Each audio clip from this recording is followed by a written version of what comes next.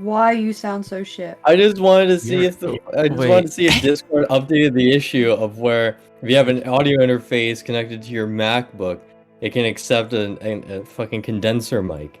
But no, because of the fucking internal framework of Discord and Slack and other fucking things, they don't want to do that. So each day I try. All right. What condenser do you have? Yeah, wait. I thought your Mine- mic. No, mine it's not fine. It's not mic issue. It's just because I have a MacBook that's connected to an interface. Just that connection, like Discord doesn't know how to handle that properly within Gotcha. Discord. So it's just sort of like just freaks out. It's just like but What is your interface? the Scarlet. Oh, he said it. He yep. said it. Don't finish that. Don't finish that. Don't finish that. You better not say what I think you're gonna say. Don't say it. Don't say Careful, it. Ken. Focus, right? Don't say it. No, it's a Funko Pop. Okay. Red Rocket.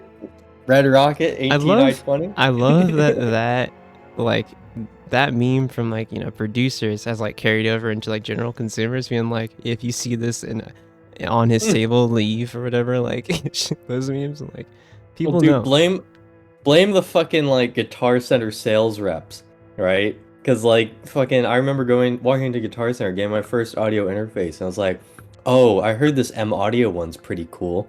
And then this fucking dude I was talking to was like, nah, bro, shut the fuck up. Get this Focusrite Scarlet 2i2. You're like he must know. He's spitting, I guess. He works here. He must know.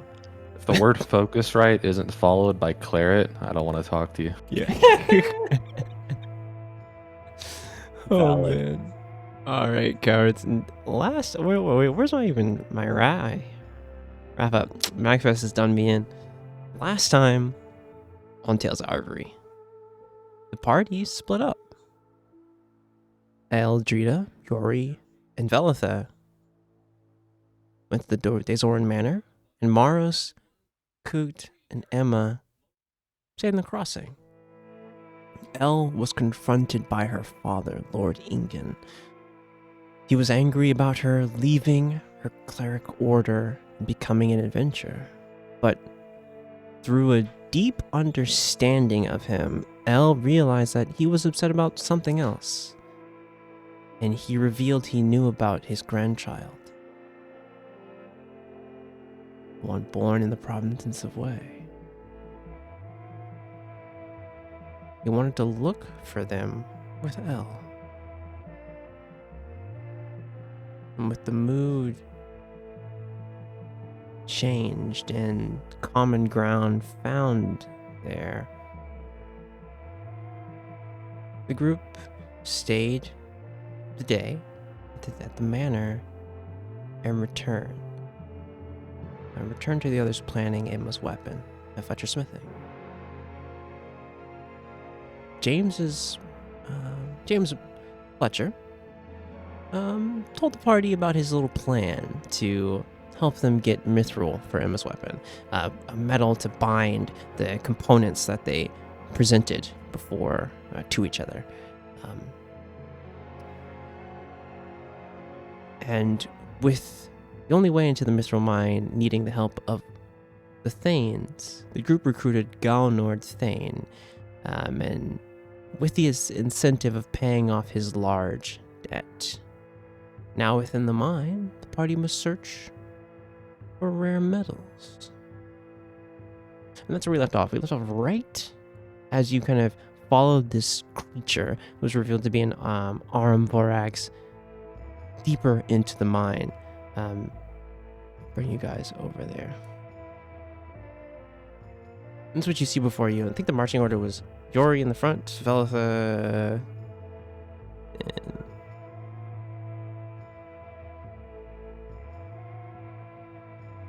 and Emma? Oh, I need to put Emma on the map. That's right. I was like, what is this E here? What is that? What does that mean?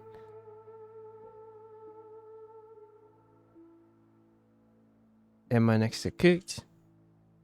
Then L. And Maros at the rear. So it's about like something like this. So here you are in this kind of open area within the mine. As you move forward, you see all the equipment still here. Mine kind of rails and barrels around. Is this a pathway up here? Yeah, they can lead. As you like look down and kind of put your lantern out in front, you kind of can't see fully into the pathway here, but you can see most of the way in. It's kind of a darker tunnel. There's no kind of lights anywhere in this mine. The usual kind of lanterns that are kind of lit kind of further as you go into the mine are not within sight. All right, Marios, you come with, since you're blind as a bat here. I don't know if Emma has dark vision. I didn't think about that. She is part Fae. She probably does, Can we but take a look in this room? yeah, sure. Give me an investigation, and I need to do one of these things before I forget.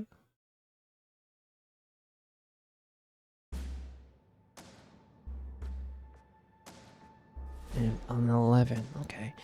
Yeah, I didn't change the light levels on Emma, but hers is about the same as like the elves here.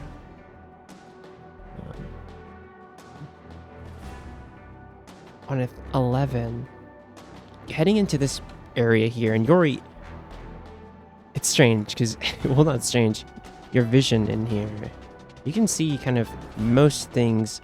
If it's not covered like behind a pillar or something like that, or behind barrels, you see quite normally in here. As you kind of turn the corner and look, what direction you're kind of looking in this general area here, basically. I'm kind of, yeah, turned the corner, saw, I guess, this doorway and just sort of scan over here.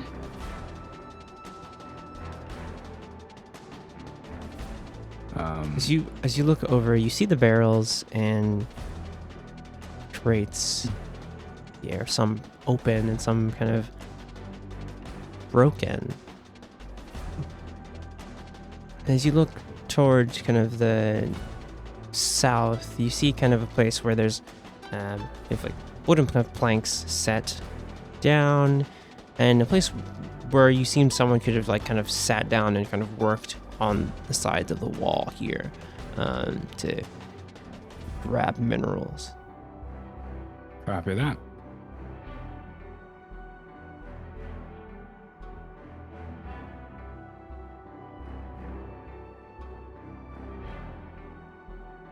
Josh, can I roll investigation in this sort of in this open room? Yeah, as you and Maros kind of carefully head through this dark mine shaft here and kind of stepping over some barrels, and you see just gonna step over a pickaxe. Give me an investigation as you kind of get into this, out from that tunnel and right into this area. A 17. On a 17, good. You are looking around. Where are you looking? What are you looking for here particularly? Just in general in this kind of open kind of cavern here? Yeah, more or less just to see if there's anything hazardous or if there's anything worth noting or whatever. Okay. Makes sense. As you look around and are kind of like taking it all in this area, you look over by the pillar here. And that's when you see movement. You look at signs of things here, I would say. This is investigation, not quite perception. As you kind of look down, put your lantern down, look on the ground, you see tracks. And is it like, It's like kind of heading. what kind of tracks are they? I would say just kind of animal tracks here. Smaller though, small animal tracks here. Can I roll a nature check to figure out what it is? For sure, yes. As you kind of look down, On a 14, you get down close and you see on the wall here a bit of golden hair.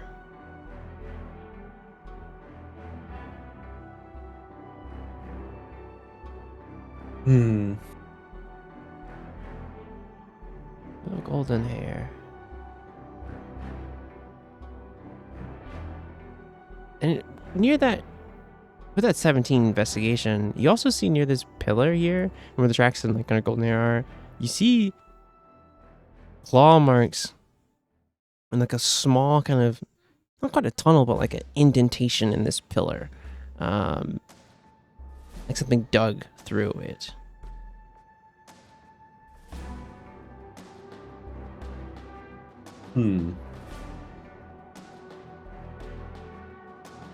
Kind of, Emma kind of turns back to you, El. It's like, and you honestly behind you guys is like James and Galnord as well. Behind you, El. She kind of turns to the rest of you. She's like, El, are you? I guess we can follow the others. James, what are we? Yeah. What are we looking for? She's like, Mithril has this, very particular, not quite glow to it, but when you kind of shine a light on it, it's a very particular kind of glint. It, almost like a silvery glint. Almost like a dull silvery blue. And that's kind of what we're looking for here, if we can find any. But he's like, hey, Maros, you see anything over there? And you can hear like the echo of his like voice carrying. No, Oh, well, I barely see anything. Same. And you see him like pull out a, you see Galnord kind of cast a light. Like, well, it seems you guys didn't really come prepared. He's using the light spell? Yeah, he's using the light spell. Cool. Can I try and take a closer look at it? Looked like someone could sit over here and work on the wall. Yeah, Is this exactly. Like, Like the entrance to a vein? Or Yeah, the- exactly. The end of a vein? Yes. Yeah. Yuri takes his no, he doesn't. Ale has it. He takes his tinderbox out and then reaches for a pouch on his chest and realizes he doesn't have something. Arvyre, do you still have my silvered knife?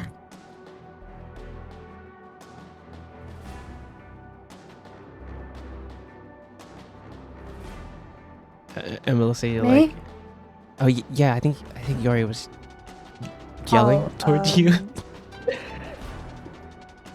I don't know if I have it. Yes?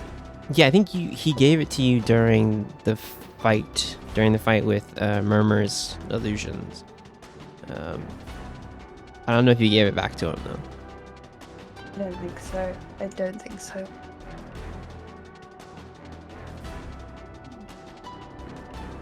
Yeah, Emma's like, well, I think he's down here. I'll follow. And, oh, Apologies. no worries.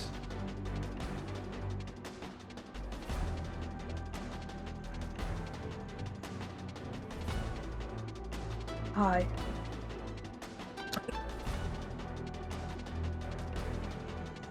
What can you see in here? How long? A How little. well? Oh, there you go. Oh, well, Little Kinda. audio glitch there. Hey, we mark those on the fucking. Yori audio. I'm also marking Jazz is too tired to respond. tired. Yeah, that's Cap. No, she can see. What you we have like 60 feet of dark vision, right? About that, yeah. Yeah. Sweet. You can watch me.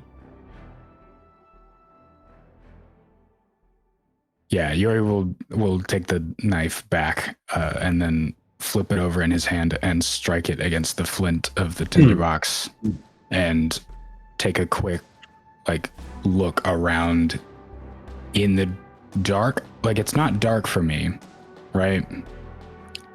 I want to do this where I can see the most shit, so probably stand like here somewhere. In this area, yes. Yeah, and just like as he strikes it, takes a look around to see if anything reflects. I like that. Give me a give an investigation. I think that's like you're closely looking for this. Yeah, give me an investigation. But And can I have advantage? yes. I have a +1 on this. Yeah, I was going to give you advantage or add something to it, but I think advantage is fine. Advantage gives me a 12. It didn't come through. Okay. On a 12, you like kind of, I think you're actively like looking for something here. So on a 12, I'll give you something quite nice here. You like kind of look around and looking for something. I would say you heard James yelling about a silvery blue light that when you shine on Mithril, it reflects that back. You do see something. Torch is about like 20 feet or so, right? You do see something here on this pillar. Small reflection of silvery blue light. Yuri tucks the knife and the tinderbox into their respective pouches as he walks over to this wall and hauls off and punches at it. Give me a strength, or sorry, an athletics. The DC here is 16. Okay. I have a +10. If I roll a 6 or higher, this is This is cake. Real. This is easy for Yuri, right? All right, 21. 21. You lean down and kind of try and. Is this like a precision strike here, or is this Okay, more of a? no. So what I'm trying to do is I want to like chip a bit of rock, not where I can see the glint, but like sort of nearby it, Okay. and see if I can get a chunk of this to come away Yeah, you slightly more nicely. kind of strike around where you see this glint, and kind of that piece crumbles off, and you see almost a standard kind of almost like child fist size of mithril here. It's a good nugget.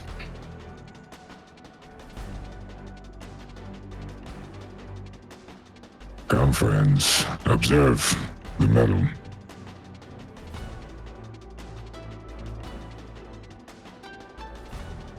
James kind of, Galnode's still like having the light in his hand, kind of walks past, and Emma will kind of move over.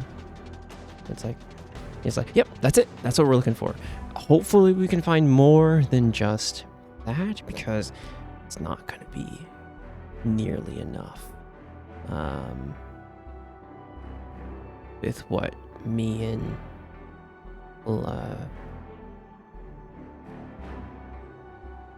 what Lan and Maros had in mind, probably not going to be enough.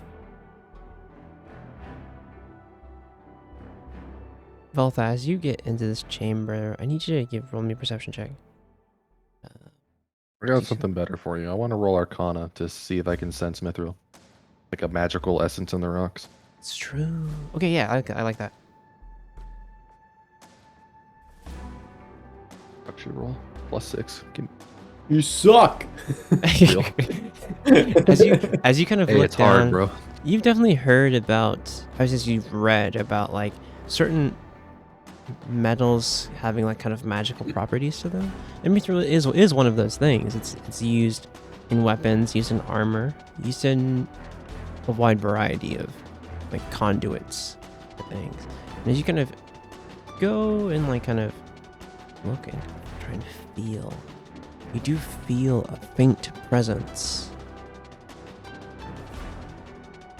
of mithril, but something strange here.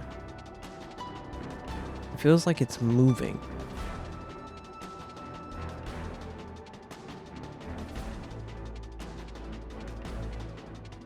Can you, like- I tell Can I like, see which you do direction? this?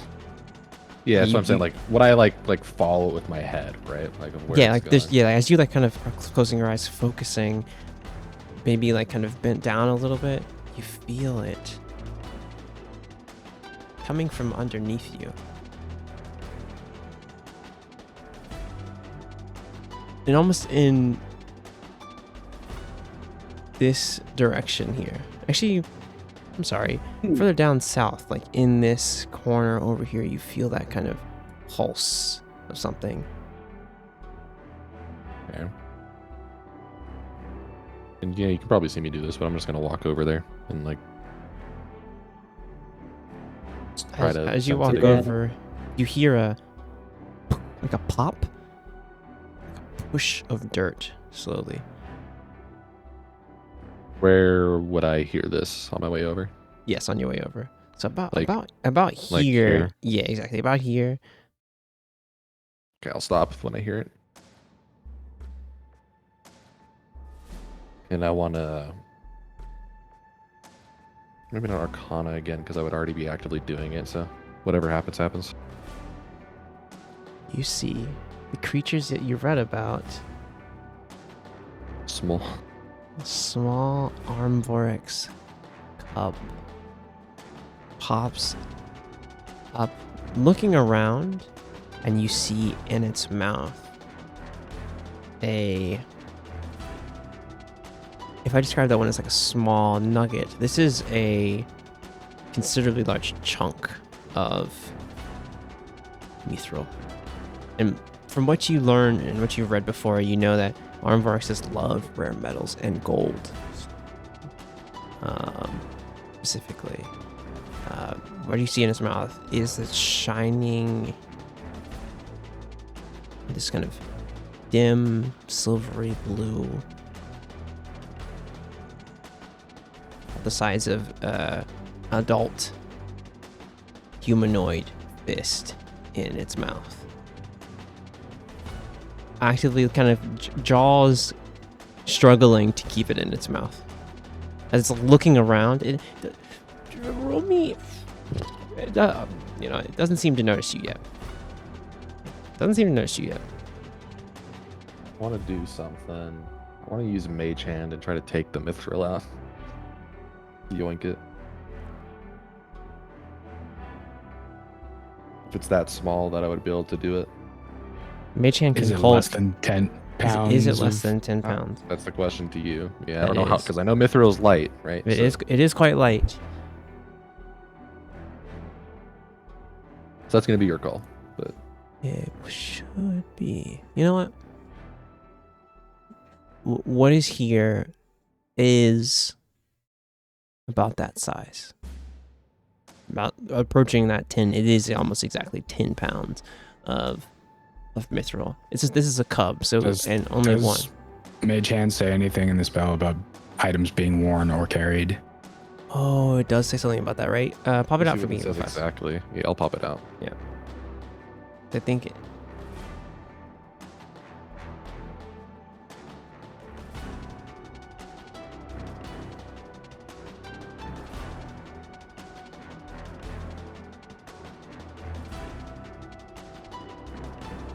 It says 4 containers of a vial.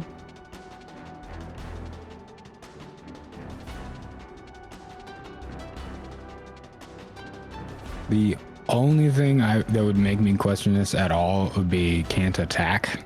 Yeah, can't attack. But this isn't Because really. I know Arcane Trister has an enhanced mage hand that can do those things, right? It can kind of take things Yes. from people.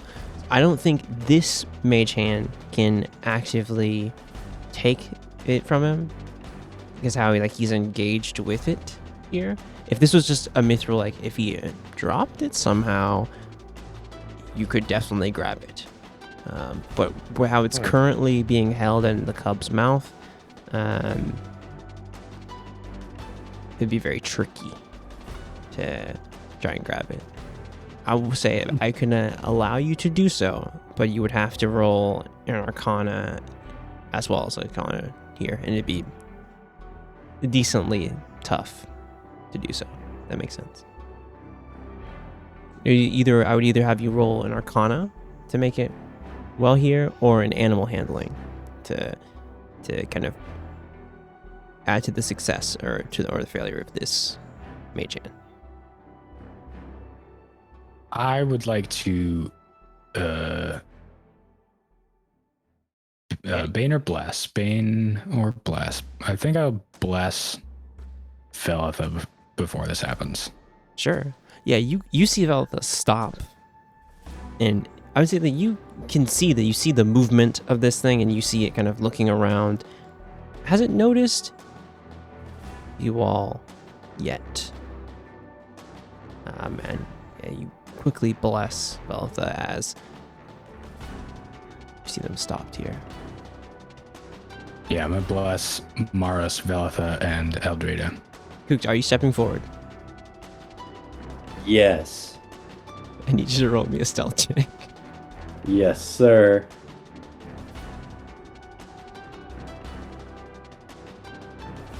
Let's go! Let's freaking hard. go. Let's Natural fucking go. 20. So there's a moment where you see Velda stops and you see this like tension here, and you're like, what's this all about? And you like kind of move the lantern to like a spot where it's not the light. Even because you're in. That's right. You move the lantern to where like it doesn't even cover. Hey, yo! It wouldn't Hang even on. be revealed to this creature. Like you quickly see Velda stop. You see the creature, and you like whoop, kind of If move the Coop is lantern behind you. behind me, I would casting a shadow. Yeah, exactly. So Yeah, you like quickly like see this thing, fully stop, fully kind of crouch down, notice this animal, and are like in this moment. And there's nothing that you know how to track animals in with your time in the forest, so you know rare cooked Ranger W. exactly. And you Yeah. like quickly, and Ranger instincts quickly set in. You're like, oh wait, Jory, as you're looking here, what are you doing with this? There's a lot that I can tell you with this. What are you exactly looking for? I'm seeing that Velitha intends to like try and get this mithril out of the mouth of this Yes. Vorax. So yeah, Yori quickly grabs a vial of holy water and sprinkles some and points to Velitha, Eldrita, and Maros. And as he turns around and sees, with a 26 perception, I could probably see Mr. 23 stealth over here. Oh yeah, you see Kook Only just. quickly like Um, pause and like crouch down and is waiting. I will do that, and understanding that I don't want to blow this or make this thing run as quickly as it's an action to bless. So as soon as I can, I want to use the one with shadows and just go invisible. Sure. But I do that until my turn comes back. If this were combat, you know. Yeah, I mean, yeah, we're not quite there. The moment isn't close enough for that, if that makes sense. L. Yeah. So just at the end of doing the spell, I will then meld into the shadows. You see kind of Galnord and the other rest of the group, like James, Galnord, and Emma, L, kind of back far from this. Maros, you just see the edge of the light. I'll be real. But Velitha, what are you doing here? Like I said, to grab this out of its mouth, it's going to take some true of arcane precision here. So it's going to be a Arcana on top of this, of what you're doing with this mage hand. It's like a skill check for Mage Hand. Yeah, exactly. But you get a D4 on this. You have a D4 on this. I will say it is going to be difficult. So setting probably at like an 8. He's at 8, guys. He's at 8. Let's go. Let's roll It's math. an 18. It's 8. 18 here. That is doable for sure. It's with the help. doable, but you know, I think it's I think- worth the risk. okay. Give me I mean, it was my DC. first instinct, so I'm gonna commit. Okay, DC 18 Arcana here on that. You Can I and- try and use this perception to convey any information to Velitha, like telepathically? I will Is that a thing say. I could I will say no because you did already get for bless. I will say she's about to Help commit. action is Yeah. there. Yeah, she's for doing about it to in commit like to this action thing. order, like that's Yeah. a lot to do in 6 seconds. Exactly. Copy that. Yeah, copy that. Yeah, she's Alright, she's about to commit to this thing. So DC 18 Arcana here. You are gonna see though a like spectral hand with the same blue glow that all of Velitha's stuff she uses through Kamaris has kind of come out from the ground and try to grab it out of its mouth Okay. with your fucking insane perception. That's a You God. have a D4. You have a D4 that doesn't here. matter. It doesn't matter. That's not Yeah, how the math best works. forgot to 16. Ah, It's really unfortunate. I've rolled so bad on Arcana both times. It's it's actually my best thing to roll with. yeah. That's okay. As the spectral hand reaches toward the Armborg's cub, it reels back, holds the piece, the chunk in its mouth harder, and is going to run. You see, going to take. I gotta look at movement here.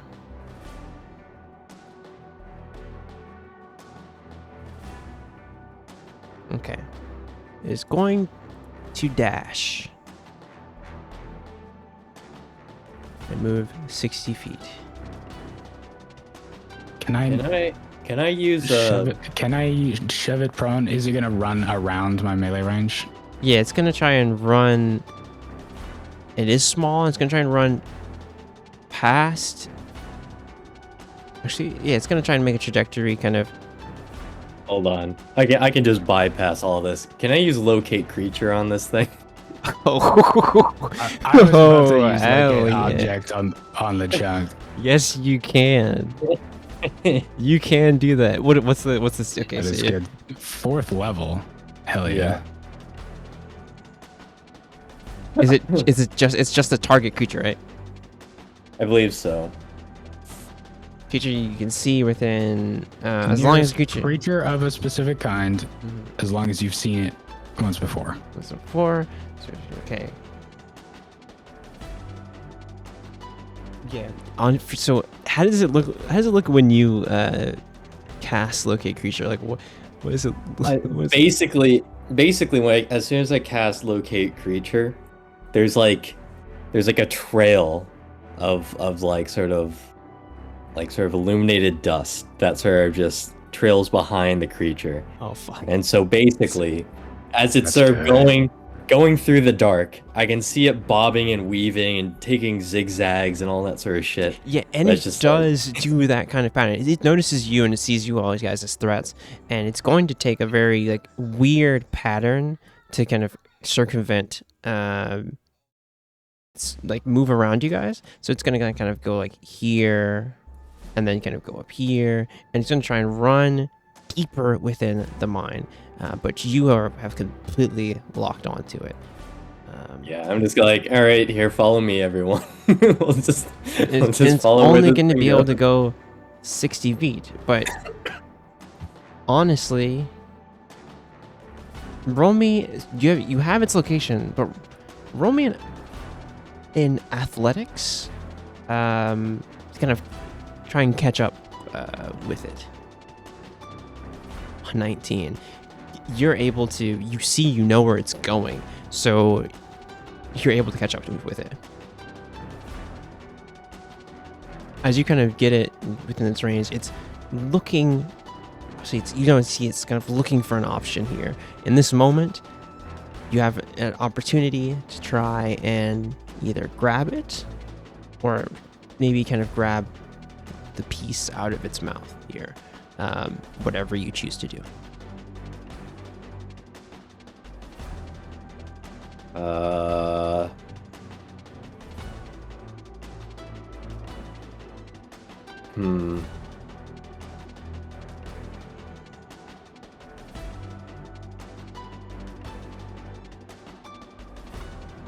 Can I actually cast web? Oh yeah. Yeah. Yes, you can. I'll cast web on it, so it these- stays put. DC 14. 14 dexterity. It has a +1 to dexterity here. On a 13, you see it running and you see it looking for a place to go. And you, like I said, you kind of have an idea of where it might go. You saw the tracks from before. You kind of cast web out into the direction of going north into the mine, and it kind of runs. You see that like trail that you're following just cease in front of you. And as you kind of move the lantern in closer, you see the Arvyre cub trying to move with the chunk in its mouth. And as you get closer, and you see that kind of reflection of like silvery blue light, it's way bigger than the Arvyre. You see all 6 of its legs are caught in your web, and it's trying to like move and maneuver this too large chunk for it. Yeah, at this point I'm gonna like hover a bit just so I don't get my feet in the web, For sure. and try to lodge the piece of it out of its mouth. I would say it's gonna be rolling this at disadvantage here. So just give me strength. Or athletics, I should say. Athletics here. Athletics, alright.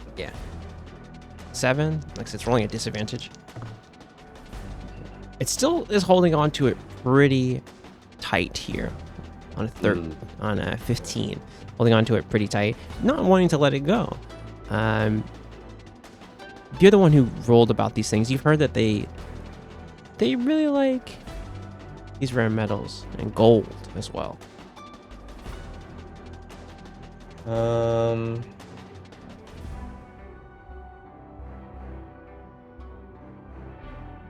Damn, I thought I could like give it something to exchange. I mean, you could. I would say that'd be animal handling for sure. Yeah, I'll give it a couple of my gold coins, I guess, to see if that would want to do anything there. Okay, yeah, give me an animal handling here. 23. As you reach down and first you try to grab at it, and you see it's kind of like really dead set on this metal. You pull out how much gold are you pulling out here? You said Let's say, I don't know, 3 coins, 3 gold coins. you pull out 3 gold coins here, and you maneuver them in front of Cub, and you see it loosen its grip. Its kind of jaws loosen on the mithril chunk, and which already was kind of hard to hold, and you see it kind of falling away into the web.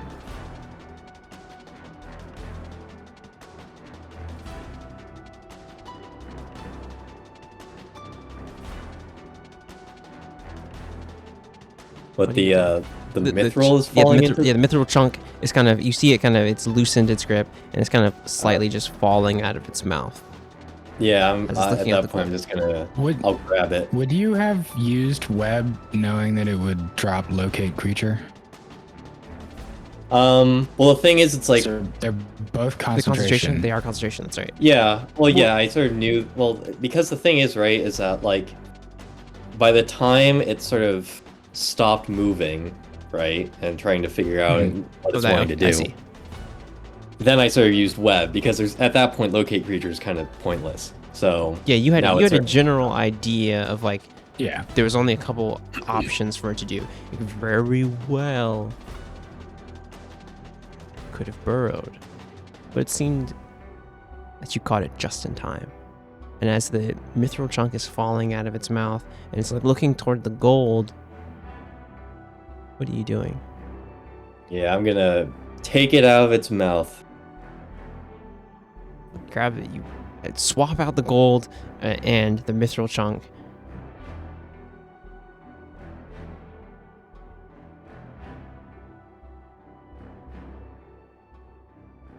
You still have it in the web? Can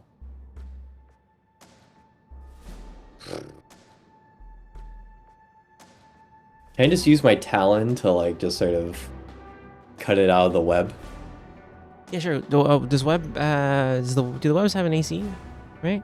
Right? Don't they have like a stats? The web has some stats on it, if I'm not mistaken. Only that it's flammable. Yeah, it's flammable. I would say you'd be able to cut I through guess it. its AC could be the same as your You're supposed to say strength DC. DC for it. Yeah. Yeah. Yeah. Yeah, that makes Alright. sense. Yeah, as you kind of cut through the webs. Yeah, on 21 you just like and like cut around where the arm vortex is, and you see it like quickly grab the gold pieces and dig through. And what you notice about the arm vortex is you see all of its like claws on each of the 6 legs moving rapidly, and as it digs through, and you hear like the sound of cutting through kind of rock and even iron as it kind of cuts through kind of where the track is, to quickly digging and burrowing.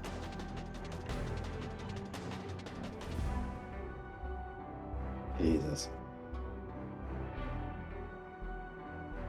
With ease as it's gone. And you kind of see like James pipe up and is like, what kind of towards you, Ella, is like, what did your feathered friend why do you rush over there? Is everything all right?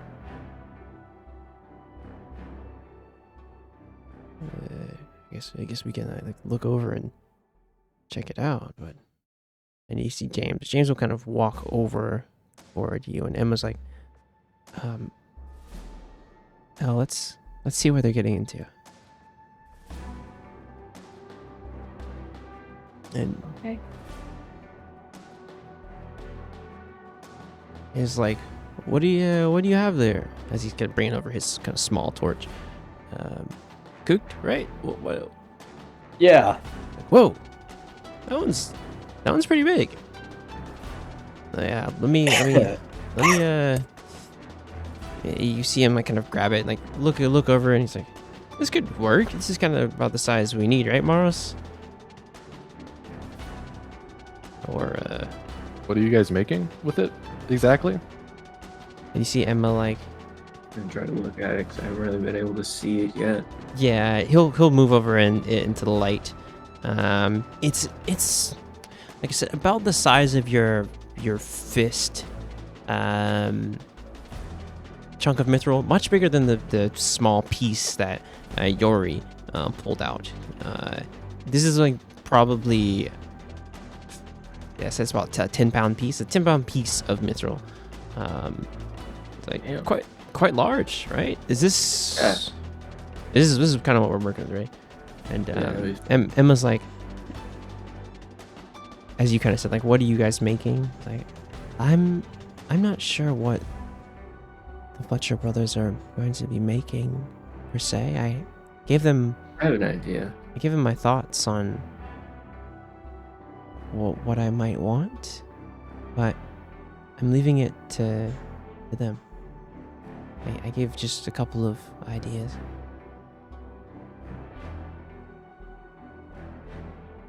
And Jane's like, yeah, I mean, you know, as he's like putting it into the bag, he's like, oh, well, we're things are brewing. Things are brewing. Don't you guys worry about that. But anyone find anything else, or? And L, I need you to make me a perception check.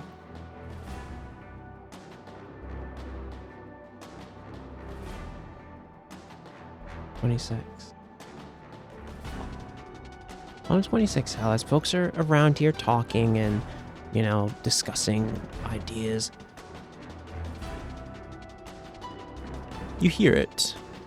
You hear in the corner.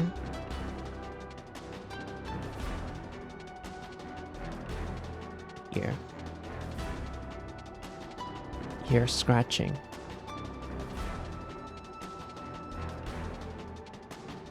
As you kind of go and look over, like look around, it's underneath the conversation here that's happening about, you know, the weapon and the chunks being discussed. You hear just a scratching, a steady scratch, light scratch underneath those other people's voices. What do you do?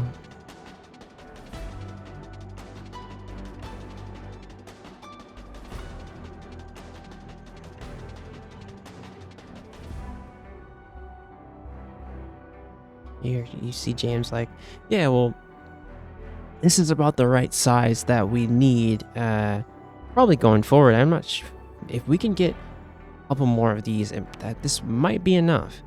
What do you think, Maros? And like as James and Maros are kind of discussing things, and Kook's here with his lantern, you hear that sage scratch of something far in the corner of this chamber. Elle, what do you do? No one else seems to notice it.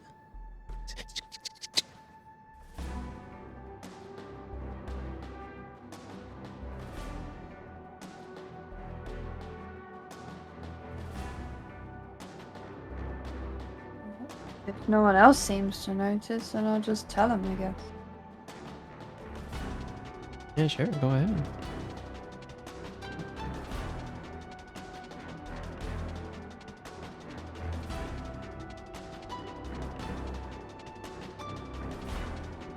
James is like,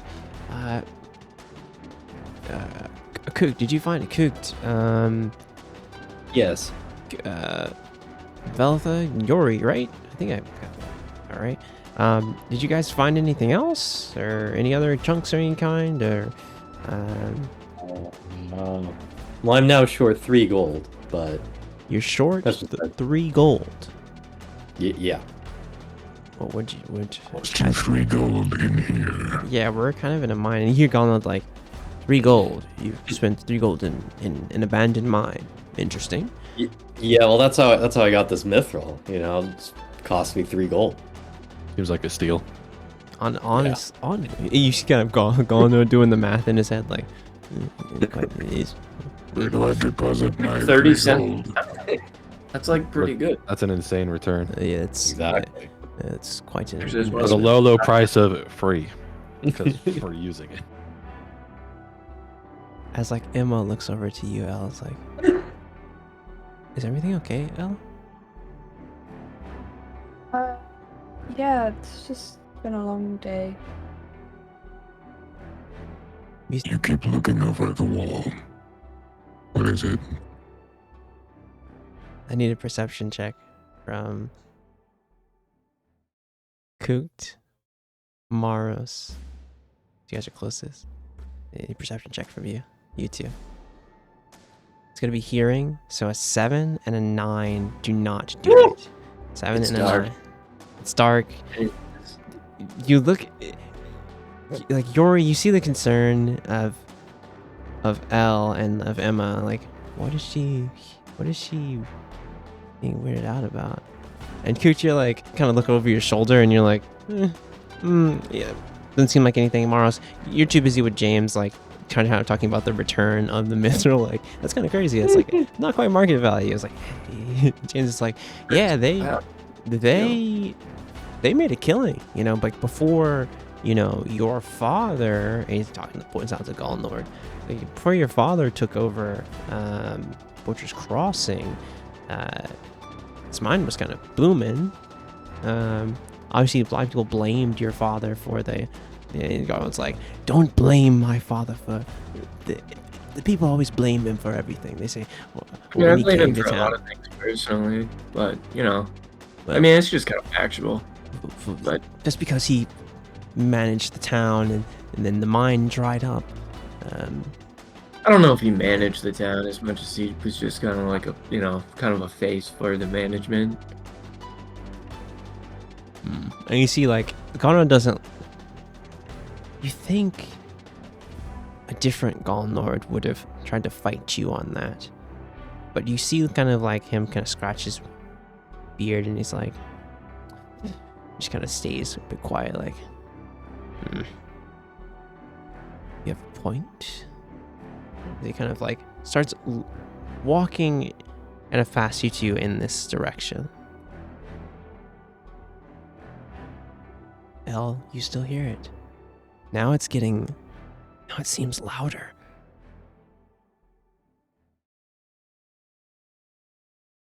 Yori, there's like I think with that section, there's like a bit where you can kind of like slope down a little bit here. And like kind of, you don't have to roll for this one. You just kind of step down into this kind of cavern here. Yeah, over there, it seems louder. I need Cooked and Maros to give me a perception check. Again. I Honestly, believe. yeah, this for here.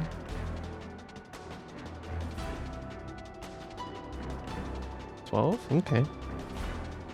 Getting there. Getting We're there. getting there. Maros, if you would, give me another perception check. Oh yeah. You don't hear it. It seems maybe rocks, or, the mine's a little loose. I'm rolling with my fucking physical dice the rest of the session. Not Arcana. Christ. You step down and I would say, like, you're attuned to what that vibration of Mithril is, but it's hard to tell because you feel it subtly everywhere. Hell. I'm sorry, Velitha, I did it. Wow. Velitha. Vel, you hear that? It's getting louder. And Emma, Emma looks over. It's like, Elle? Do you hear that? Scratching? Yeah. Yes.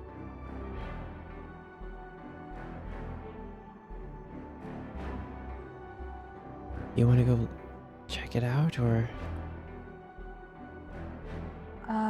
Yeah. You see her kind of like let out a deep sigh, like, okay.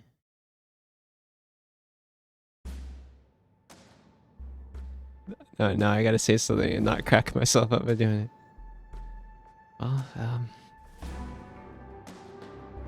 I guess nothing. Hopefully it's nothing.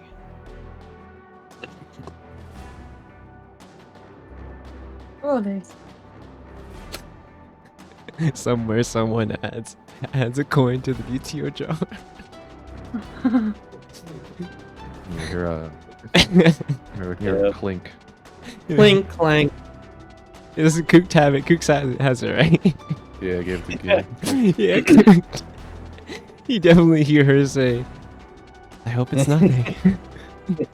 In this silence, in this fucking like cave, dimly lit, after she says that, like 4 gold coins hit the jar.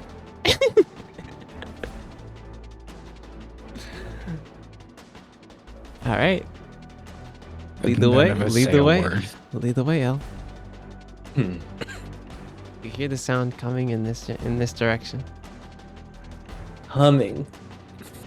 bro. It's as you guys step here, and like I said, there's a bit of a drop off here. I need a perception check. from UL as you look down. On a 16, you see movement down here. Egad. And you like, it's another thing where you're like, you've been hearing it, that like subtle scratching. And you go to like kind of lean in close. That's when you see the movement. Flashes of gold. In here, you see fighting over another large chunk mithril.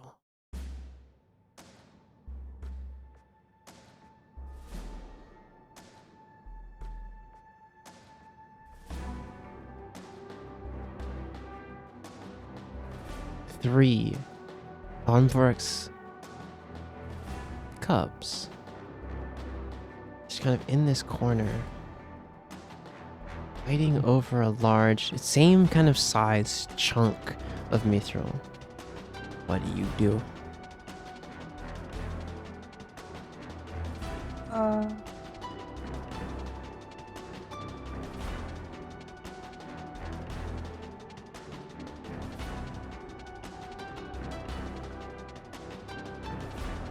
Just to be clear, like you guys are above, kind of, there's a bit of a drop off going down into this space here. Kind of the mine cart track is, you know, a bit raised.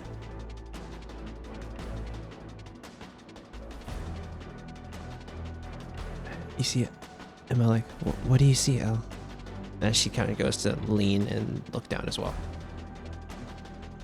I'm fucking hardware muted. Remember that El, Vel, and Maros have an extra D4 on stuff for a minute. Oh yeah, that's right. You see kind of Emma lean down and look, and on a natural 20, she looks down, she's like, oh, wow. How many? It's like, so many.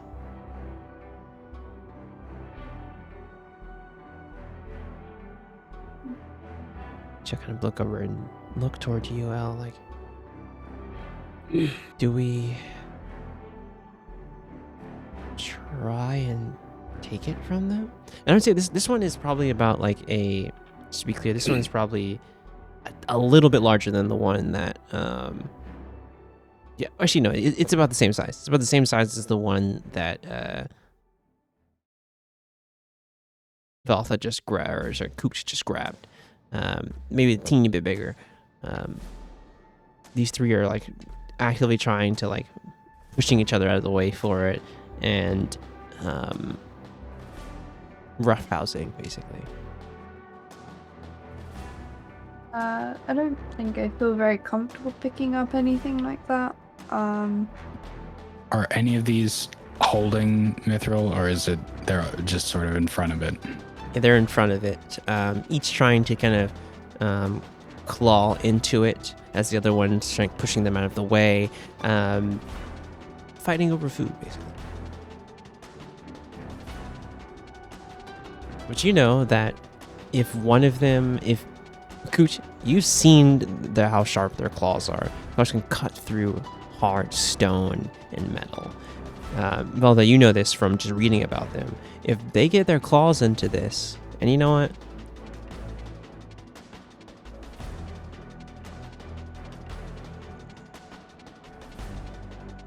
You put a clock within a clock. Clockception. Clockception. What are you guys doing? Is the mithril loose? It is embedded. There's like a chunk embedded into this wall here, and they are There's no, actively like, loose trying. chunks around it. There's no loose chunks around it. No. Can I web again? I'm casting fear. Yoris takes a step. He's about to step past Kooked, but casts fear and probably hits Kooked, Emma, and all of the animals in this cone. Sorry, it's a cone. Yeah. Jesus Christ. Yeah. How are you? So was it a 30-foot? Jeez, I forgot how crazy this spell is. 30-foot cone. Yeah, this is probably gonna hit. If you angle it like this, yeah, it'll hit Kooked, Emma, and Yes, I think she has magical resistance though. I think. Let me see if she has that. Oh, GG's. I just pooped myself. Yes, you did. She does not have magical resistance, but this is a wisdom saving throw, correct? Yeah. She adds +5. Yes, it is. Life. On a. That's friendly fire, and that's bingo. That is friendly fire, and also she does fail. Did you just purposely sabotage to get a fucking bingo? No, That's cap. Unfortunately, no, That's because I just didn't move to where I wouldn't hit you. Mostly, here's the thing. There is legitimate reason for me to do this, and it's because the clock came up. yes. Yeah, you guys are So if I running out of try and time. Wait for anyone to try and get in position. They're just gonna go with all of the mithril. Bro, I was gonna fucking Spider-Man web him again. Okay. It ain't So- going anywhere. We don't need them. We just need them not to take any of these mithril chunks when they leave. Correct. Okay, I need to see what Emma rolled real fast. That is a 13, I think. Yeah, on a 13, she also fails. Like, you see her kind of look wide-eyed and look in your direction. She has to run from you, right? The two of you have to run? Unfortunately. Yeah. Alright, bye. They have to, in any direction, right? Is it a random direction? They can't move towards you, though, Away right? from me. Away from you. Away from me. Coot and Emma, is any random direction away from you, correct? I think you can pick. I think Emma couldn't run that way, Yeah, but she has to run further. any of the- yeah. So Emma is on the next map, by the way. Emma is on the next map, and we will deal with that. We're over there. Emma, you see Emma run further into the mine, past UL. These arm 4X, though, this is the most important thing. These arm 4Xs, they add 1 the wisdom saving throws here. So I'm gonna roll for in order here. So starting with this one here. On a 10, it's a failure. This one is going to run. I see actively trying to get away from you. It has a burrow speed, so it's going to dash and then burrow 40 feet. So you see it just quickly cut through any of the stone and iron or whatever ore that's around here, and it's gone. The one that's far away from the chunk, this one here, is going to roll +1. On an 18, successfully stays. Yep.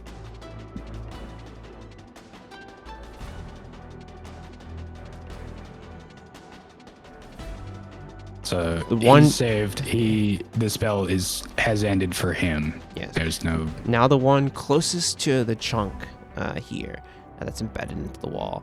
And you see that, and to like kind of paint the picture here, this was, you can tell that these Armvorix is like actively kind of dug around this. The mine, this is a place where a miner couldn't have really gone to grab anything, but these creatures could easily kind of cut around and find this kind of chunk here. Yeah. This last one. On an 18.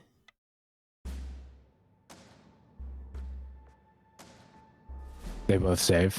They both save. That's crazy. Yeah, fear concentration spell, but the it ends for the 2 that saved, and so I think I will just immediately also dismiss the spell. Okay. You see Emma kind of hear Emma like, I'm fine.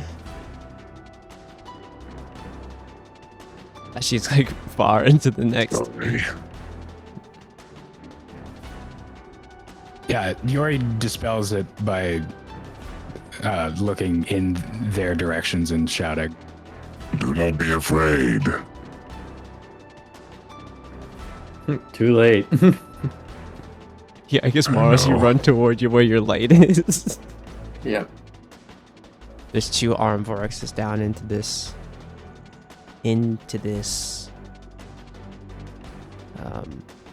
outcropping. What if you guys have only a little bit of Can I time? just use a bonus action to get a spell slot back? Sure. Cool. That's me. All right. I think I took like five feet of movement forward. So let me try and get to here. Yeah, you kind of like drop. You're kind of at the place where you can kind of like lower yourself down into where these 2 are. These 2 are now they're looking more toward the chunk here, preparing to run off with it or try and maybe put their claws into it and take some pieces of it. In this area close, we have El and Velitha.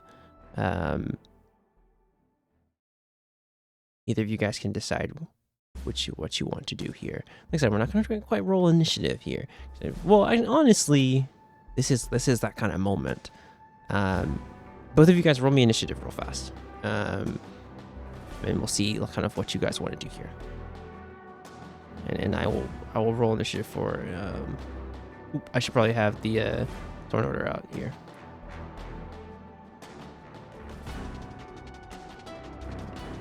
Okay. Wow. Incredible. And let's see. The armed vorexes. I would say you guys players are gonna go first here. They have like saved from the fear and are actively moving toward this chunk. And that's gonna be their turn. Elle, what are you doing here? I'm gonna be so real with you. I fucking have absolutely no idea what you want me to do. Whatever you think you can do to stop these armed vorexes from eating into this mithril chunk. Whatever you think you want to do. You saw Yori use fear to dispel one. And you've seen Kook, well not seen, but you know that Ian used some of his magic to kind of stick them in one place and remove the chunk forcibly from them. But in this situation, you see a large piece of mithril jetted out from a wall. These 2 armed vorexes are actively moving toward it.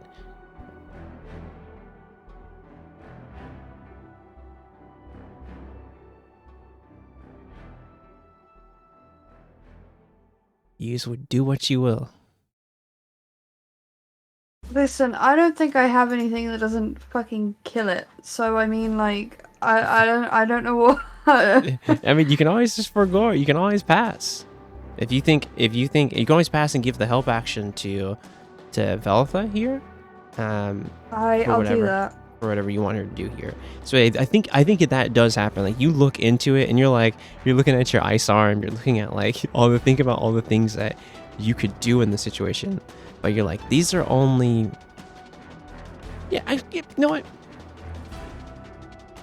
Yeah, honestly, you don't have to roll for this insight check. It's just like something that you feel within yourself. You're like, wait, the only thing that I could do in this situation is maybe hurt these things, and you don't want to do that. Yeah. So I think you look over toward Velitha here as she's moving up to the situation. I think so you can maybe hold your action to kind of give her the help action for whatever she needs to do. Yeah, I'm happy to do that. Well, Okay. Alright. I'm gonna move up here.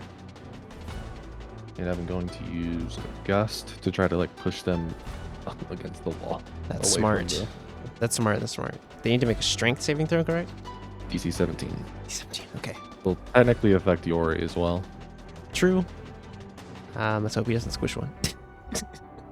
All right, yeah, you head over here and use. What is the save? It's a strength. Strength DC 17. Arm Vorax away Nice. from the shard. It's gonna roll this. Adds 4 here. That dice went on a damn trip to roll an 8. It's 4 for a total of 8. This one is pushed up against the wall here. Out of the way. It's like pushed close against the wall. It's far from the chunk here. The one that's closest to the chunk. DC 17. On a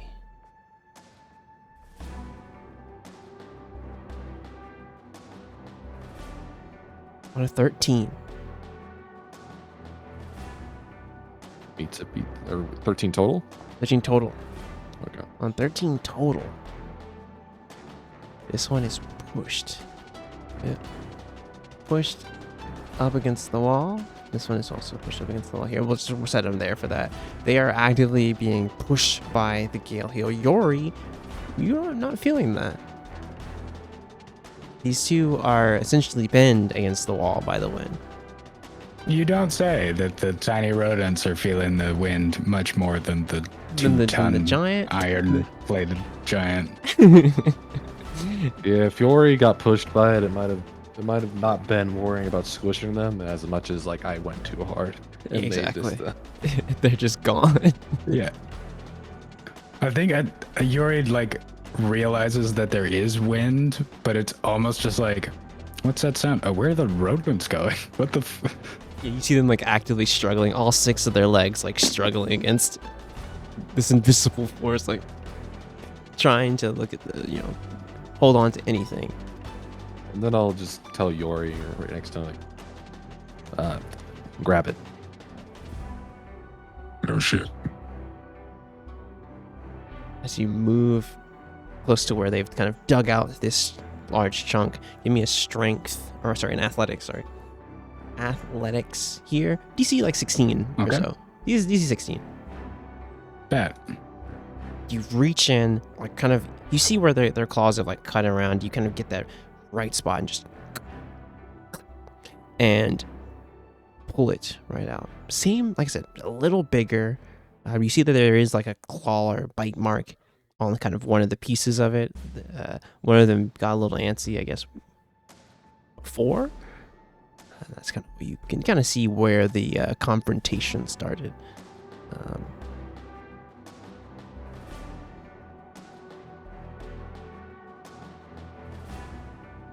But you actively have grabbed it. Adding 2.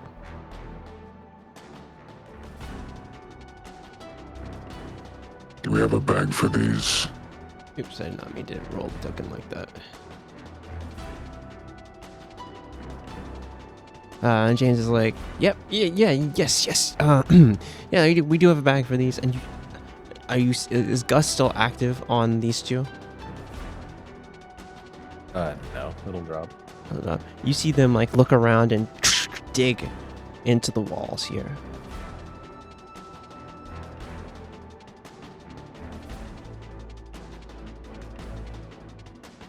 Jean's like, oh, yeah, I'll put these in here.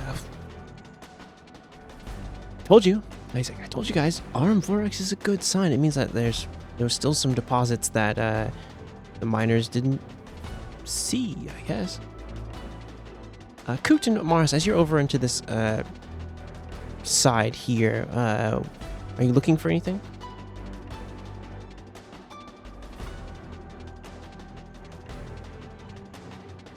I guess I'll look for more Mithril. Yeah, sure. Give me an investigation.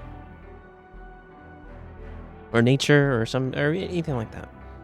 Okay, cool. As you look down, you're like looking for signs of Mithril toward the north here. You kind of head to the edge of where Kook's light is, and you see that this top tunnel here is caved in. And with a 21 investigation, I'll give you even more. You notice that this was not a cave in. You don't see the support beams are still intact here. So you're like, why is there a cave in? Then you see, and as you kind of look up, you see the claw marks. These claw marks are much bigger than the small arm vorexes that you... Well, the things that Kook pointed out to you. These are large. Almost the size of... maybe like a large dog. Size, kind of... As you see some tracks too, you think maybe something of like that size dug these tunnels above you. And you see like the rubble kind of all caved and fallen into this tunnel here. As you kind of look around and try and see if you can climb over or like find a way through, you kind of get the understanding that it would take some time to move the rubble out of the way here. It would be quite an undertaking.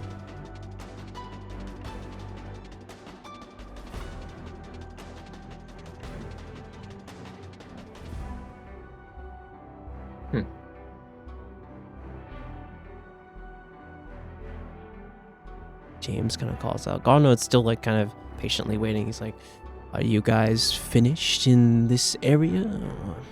He kind of moves the light around. 5. Yeah. James is like, "Don't worry about what we're. You're just here to provide us a way in, and maybe it's a little light, and we're gonna settle that debt of yours when we get back. So just let us do our thing, and you're gonna see the reward." And you see kind of Galnord kind of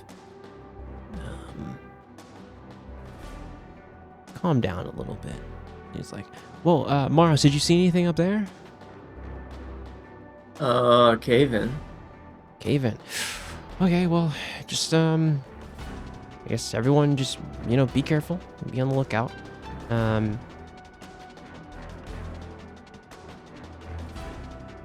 I guess we can try and find a way to get further into the mine.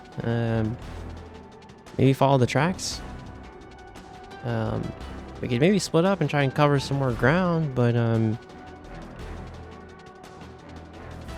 guys are into that.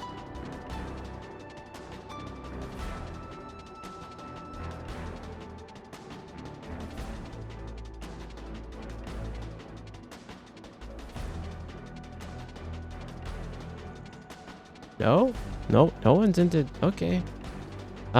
Yes, James.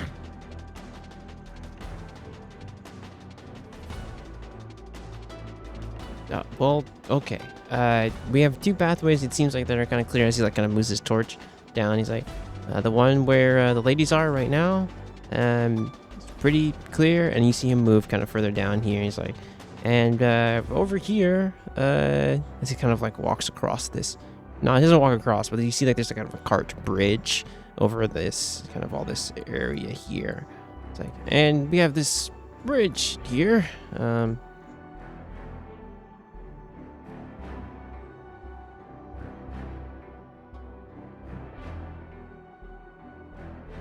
Oh, well, I guess we're heading to the north. Hey, Maros, Kook. Let's follow the big guy, I guess. And Emma's like, over here, the path was clear. Didn't quite see far into the cavern, but... I just realized my mic was muted. God damn it. Yeah, There it is. I'm marking it twice. Markin. Also, rolled you 100, by the way, Arthur. Sure. I was gonna say, am I still fearing for my life, by the way? No, you're good. The concentration Okay. was dropped. 73. 73. What spell is this for? This is, you got bingo, right? Oh, true. Sorry. Wait, so are we splitting up here? No, Are we- it seems it's okay. It seems there you could. There's two pathways in front of you. There's a southern path where the ladies are, and then there's a northern path where the ladies are, and there's a southern path that crosses like a kind of a mine bridge here over this kind of section here that leads further into the mine. It seems that they're going in the same direction though. So if you choose, you could. Up to you. I'm gonna turn to Maros and be like, well, do I trailblaze or do you wanna join the cohort?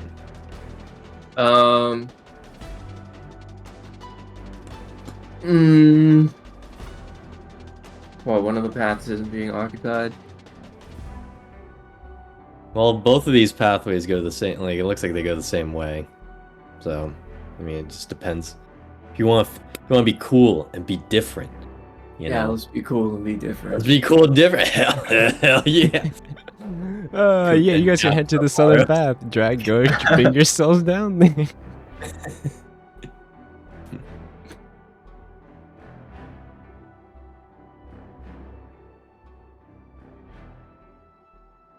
Oh yeah, walk across. Okay, as you guys walk across here Oh, in the God. cool and different path. L, as you turn the corner and you hear that, yeah, let's be cool and different. I need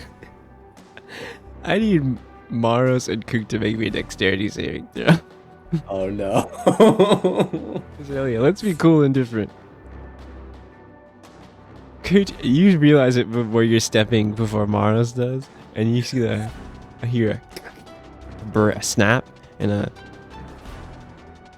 as a plank. It's like where Maros steps. You see him like quickly like fall down, and you hit kind of where the metal bar of this mine. Are you using Track Downable to is- re-roll it? You probably aren't still blessed, to be honest. No, he's not blessed. Yeah, but I still I have feel like it's been more Indomitable. than You a can minute. indomitable, yeah. You can try and catch yourself here, yeah. Yeah, I'm gonna try it. Yeah, I do have that. to take this new roll though. Yes, you do. Oh. 21 Hopefully back at 21. 21. succeeds. So you only take 21. as you hit kind of this and kind of catch yourself a little bit, still hurting yourself a teeny bit. But you only take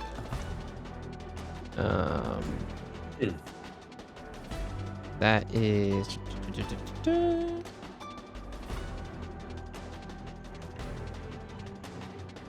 gonna take 8 points of bludgeoning damage as you kind of like hit yourself a little bit on the steel bars of the mine track.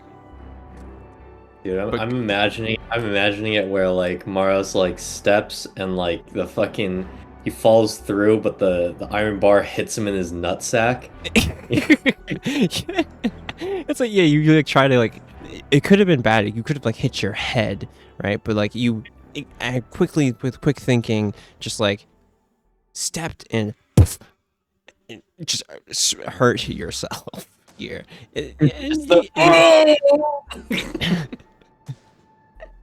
Taking 8 points of bludgeoning damage is like a little bruised, but knowing to watch your step a little better. Elle, you turn the corner and just see Maros like quickly just like a slip and almost disappear. But the boys are they're blazing a trail. We're being cool. We're being cool. Do you follow them as they're trying to be cool? Oh, hell yeah. Yeah, you Hell yeah. you know these Hell two. You know these two together are. You're gonna have to keep an eye on them. So you kind of quickly follow behind them, getting to your 73, Arthur. How many people are in here? 1, 2, 3, 4, 5, 6. I need you to roll me a d6.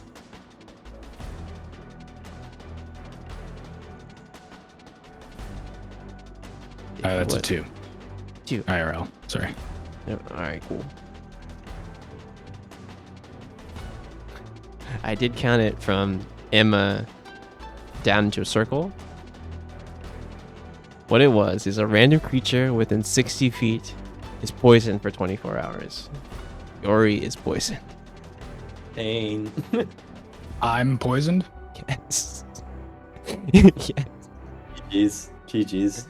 You don't. Have you tried not being poisoned? The thing is, when you stepped down into the kind of both times, and you stepped down into the kind of where the caverns were, Yeah, 100%. you didn't quite look where you were touching, and kind of as you kind of walked back, you feel yourself being a little woozy as you kind of pulled yourself back up onto the cart, onto the kind of track here. But you feel yourself just feel a little bit woozy. I'd say some of the fumes of where you were down close into this area, and I was thinking, like, now you kind of maybe know why miners didn't really get down into these kind of areas where breathing in some of those fumes, you just feel off.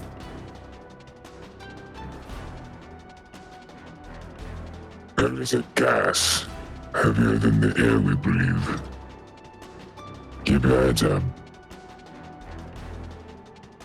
And you see Jan's like, "Oh, did you? Yeah, everyone, be careful. Actually, no, Galnord actually kind of pipes up and is like, "Oh, I remember them speaking about this. Some of the metals that can be found in here can be quite disorienting if breathed in and you have too much contact with them. Be careful." I should have remembered that detail when we went in here, but you know. James kind of looks back at Gonod like, "Okay, well, let's continue onward. We'll follow you, Yori. Are you okay?" He kind of sees you like steadying yourself a little bit. Yuri, once more, like, actually leans down over here and seems to take a big fucking breath, and then puts a hand on his chest and just, I'm gonna use lay on hands and neutralize the poison. For sure, But yeah. he's doing it to just like analyze it, internalize it, memorize it. And yes, you take that breath and like steady yourself. You feel that feeling of lift off you. That kind of shortness of breath that you had lifts. And you guys walk forward.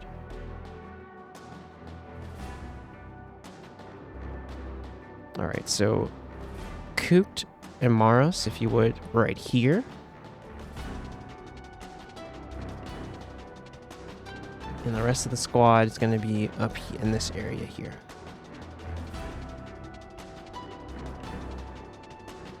And it was 5 on that clock. Right, it was halfway on that clock. It should have been 5, yeah. Yep. Put it up here. We got the small one and then the 2 medium or large chunks. That's right. As you guys head into this next area. By the way, does this count as a party split up? I Or think no? not, because we Yeah. immediately stepped into the next room and looked at each other down a hallway. Yeah, that's fair. That's fair. Also, do you guys remember when Josh said I forgot you could do that? Like earlier? I never said that. You don't gaslight Yes, me. you did. When did Yes, what you did I, did. what did I Is he say? capping? I did not say that. Yes, What was he yes, cooking? you did. Yeah, well, yeah, what was I saying? It was. Ian said one of those things, and you were like, "Damn, I forgot you could do that." No, I would Oh, know. was it when? You know? Was it, no, was it when I Stop did, gaslighting me. Stop No, gaslighting when he me. said, "I want to locate creature," we were all like, "Yeah, that's a thing to do." But Yeah, I didn't. Yeah, I don't didn't think say. you specifically said. I didn't "Nah, say the forgot you words." could do that. I think he did.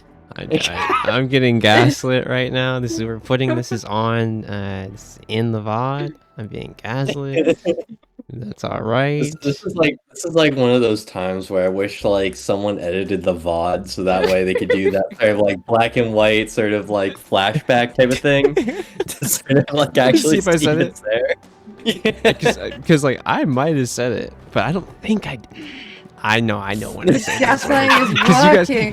you guys always like legitimately surprise me. Like when I say that shit, I am actually like blown away. I'm like, fuck. Can one of you surprise him later or right now or something? You might surprise. You shouldn't have said a word. Now I'm gonna be looking for it. You should have just kept it to yourself. If you Bet would. you forgot I could do that, huh? Yeah, wait. Right? Sure. Elle, if you would drag yourself right behind Monos here. As you guys step into this next area, there's ahead of you. So we'll start with North team, with Garnord and James obviously following you. You head into another area here. You can see down below that there is a bit of like a door here. I didn't use our nifty. You know what? I'm gonna place one. There you go. The new shoutouts to Roll20. This is going to be a door. Shit. And it's going to be oh, I didn't mean to place two.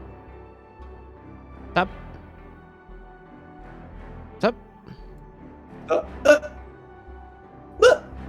Edit them on the dynamic lighting layer, yeah. Yeah. Yeah, we'll move this other door here. But yeah, the Roll20 now has a door feature, which is like super sick. Let's we're go. going to place this one here. I still find it funny how like I can see what's behind this sort of like rock wall type of thing, but behind the door, nah, dude. Not a thing. No clue. Yeah. This blast door. Yeah, this door is scuffed down here, but this one is gonna be that one's scuffed. Don't worry about it. We're using the feature as we're doing it. Yeah, there's like a bit of like a makeshift door blocking where the two of you guys are.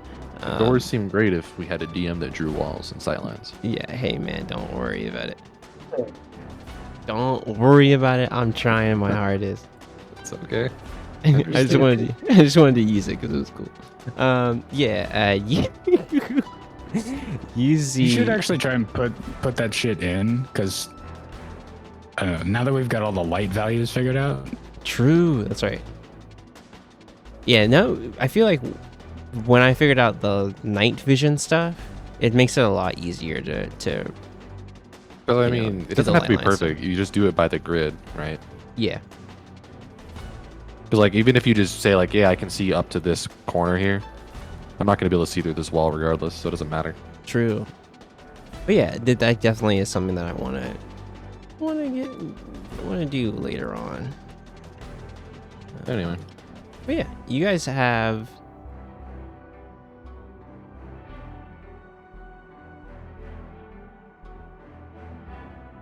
we have. Free movement. Sorry, my brain, ADHD. The vibe. Yeah, as the folks in North Team, you see like a kind of a door that you could easily kind of push open, like a wooden door there, kind of in between where you might think your other team is.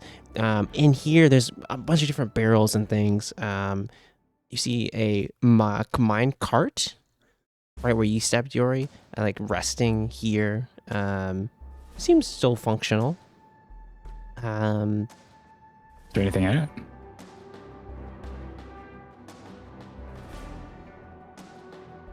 Just like at a glance, because I think I came over here to pick up a tool. Yeah, there's definitely pickaxes and things like that here. Inside of it, there, the very bottom, it looks to be like iron and just like common ores. But you know, they mined a lot of different things in here. But this looks like just to be like more of like a common iron ore, and it's very low at the bottom. Looks like it's been emptied out. If that makes sense. Not a full cart. Gotcha.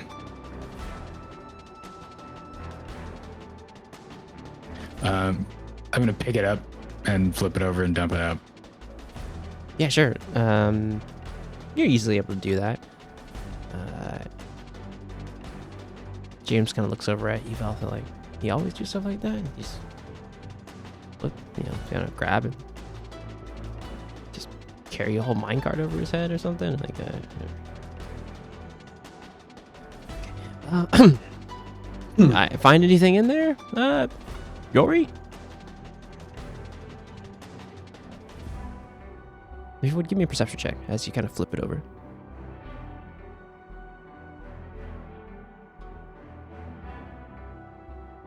On 14, you do see as you like empty it out and like looking through it, you do see a small nugget, tiny nugget of flash of that silvery blue kind of fall as you kind of put that last chunk of iron onto the ground. You see just a piece of mithril. Very little.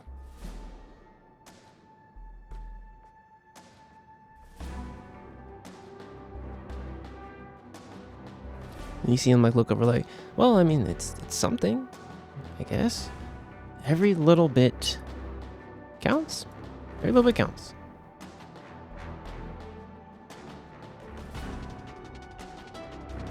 Or James, are you actively searching as well, or?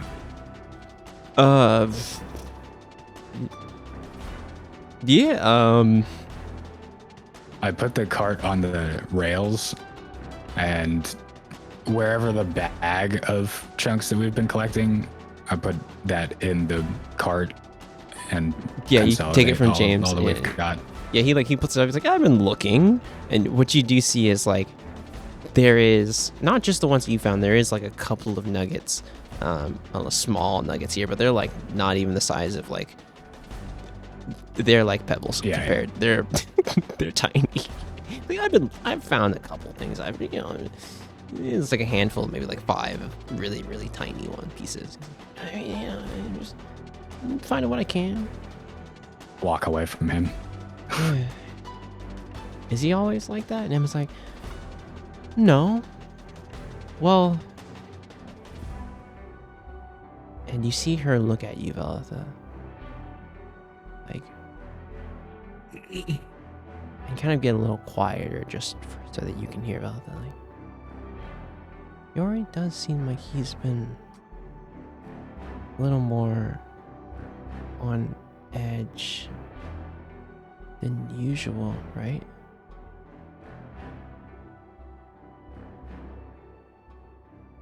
Or am I the only one missing that?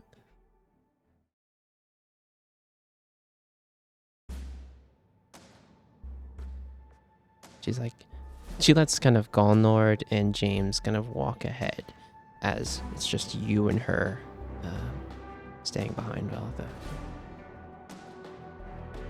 Am I wrong for saying that? Or am I just seeing things?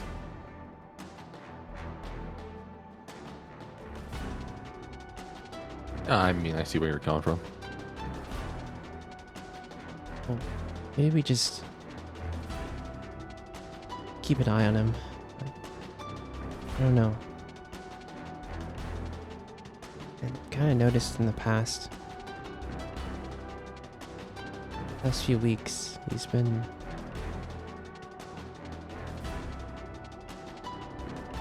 prickly? I don't know. I don't know how to describe it. I just get a feeling that he's going through something and just carrying the weight. Yeah, I mean, I'm sure he left for a reason, right? Yeah. But, I wish he'd trust us. I mean, we all trusted you when you came to us, back to us, changed. And she kind of motions to you. Trust might be generous, but I see what you're saying. Well, I mean, I trusted you. It was just weird to see. I don't know. Let's catch up to him. And you know, she'll move ahead, kind of watching her step as she steps up towards you, Yori, as you're looking through this kind of mechanism where it's like this kind of pulley system. This is kind of for those miners who went a bit further down into the quarry, kind of sending things up here. As you see this like pulley kind of crane that actually can like move containers and sort of crates and things of the mineral around here. Down below, though, as you guys step into this area, you see that there's a couple of mine shafts, some working. You see that like wooden door that's ahead of you, and hear voices kind of further into that cave to the north. But ahead of you, you see a kind of a couple of crates, as well as this bridge to cross over into this next area. What are you guys doing here? Stepping in here.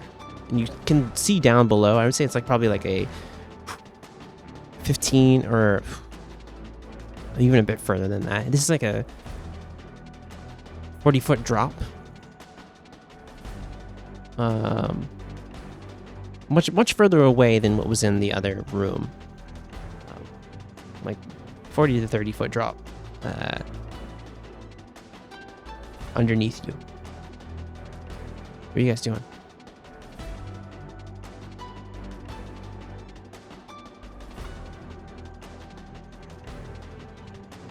Team Coot, what's going on? Yes. We are moving to the door.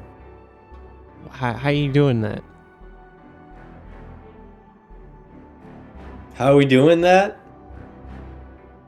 I'm just gonna Look at that bridge. fly. You just gonna fly over? Okay. I'm just asking, you know. And we open. Oh, You wish, bitch. It's a locked door. It's You're locked. dumb. You're dumb. As you go to move over here, you go to like pull. It's like a almost like a bolt. You go to like lift up the bolt and kind of like move this kind of heavy door, and you like, and you hear, see, there's a kind of almost like it's locked, a bolt lock on it, basically. Not a bolt, you know what I mean? Fucking padlock. I'm gonna roll a perception here. I want to see if I can see him across the You ledge. can't. No weapon. He is lit by a torch, so you see kind of Fook like fly over, go down, and you hear like that, and you see the light kind of like move in like almost like a wild way. It's like you saw him like put some strength into the door. I'm gonna keep it to myself. Yeah, Emma's just like still like let's catch up to Yori. So you guys move over to here, but you can count this as splitting the party. It kind of is. I'm running two separate things. You're kind of splitting the party. Fair enough. I'm gonna beckon to Maros. Hey, buddy, can you just bust this door down for me? It's a bit locked. Yeah, I'm gonna use the ring of the ram. Now, I'm gonna say it. I forgot you had that. Now I'm gonna say it. Now I forgot. Technically, the bingo board says he forgot you could do that. So Honestly, I forgot you could do that. Is 100%. I have bingo for the Hell first time yeah. ever in my life. Roll me a No D100, Jazz. life. Let's go. Let's fucking go! An 8. Man. Oh, I don't know if that's good or Hey, bad. it doesn't Thing is, matter. Yeah, It doesn't really matter. matter. It That's what I'm doesn't. saying. Is it good or bad? Lord Wait a knows. minute. This one's so silly. Yo. This one's so silly. Okay. It's kind of too crazy. Okay, so what I need, I have to ask a question here. Oh god. How many? A lot of people have legendary weapons on them, correct? Oh yeah. Yeah. So on you, you have Hue and Cleave on you. You have Moonfire on you, correct? Yes. But Maris, you also have a dagger on you, correct? Yeah. And Kook, don't you have like another kind of item or something like that on you as well? Another weapon? My You just have talons? you just have Moonfire. My- Okay. Yeah. L, on the other Glad I'm hand, not over there. you have a short sword and then a crossbow. Okay, so we're gonna do a bit of good old fashioned rollies, good old fashioned roll off. So legendary purples and oranges are not gonna be affected by this. However, greens and do you have a level 2 dagger or a level 1 dagger, Maros? I have both. Okay, I so have 2 daggers. One of them's a level 1. One of them's a level 2. so greens and even blues, but mostly greens are gonna be affected by this. I'm going to need you guys to roll just a straight D20 here. Everybody? No, it does say 60-foot radius. It does say 60-foot radius. So greens for sure are affected by this. So a green weapon, and I will continue what it is once we roll because it's so ridiculous. Am I rolling? Yes, No. you are. What you are? That's crazy.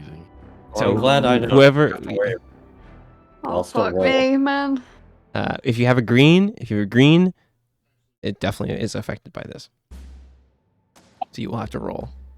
Nice one. Any green weapon is affected by this. So Holy you must shit. roll. So it's whoever got the low. I'm nervous. Yeah, I And wonder who that'll be. And you have a green weapon on you, correct, Hidalgo? I fucking sure do, but Okay. So it does say that it reads as all weapons in a 60-foot radius turn to food for 1 minute. What? However, I'm gonna go with the people who rolled the lowest here. Kurt, Uh-oh. safe. Let's go. Maros on a 12.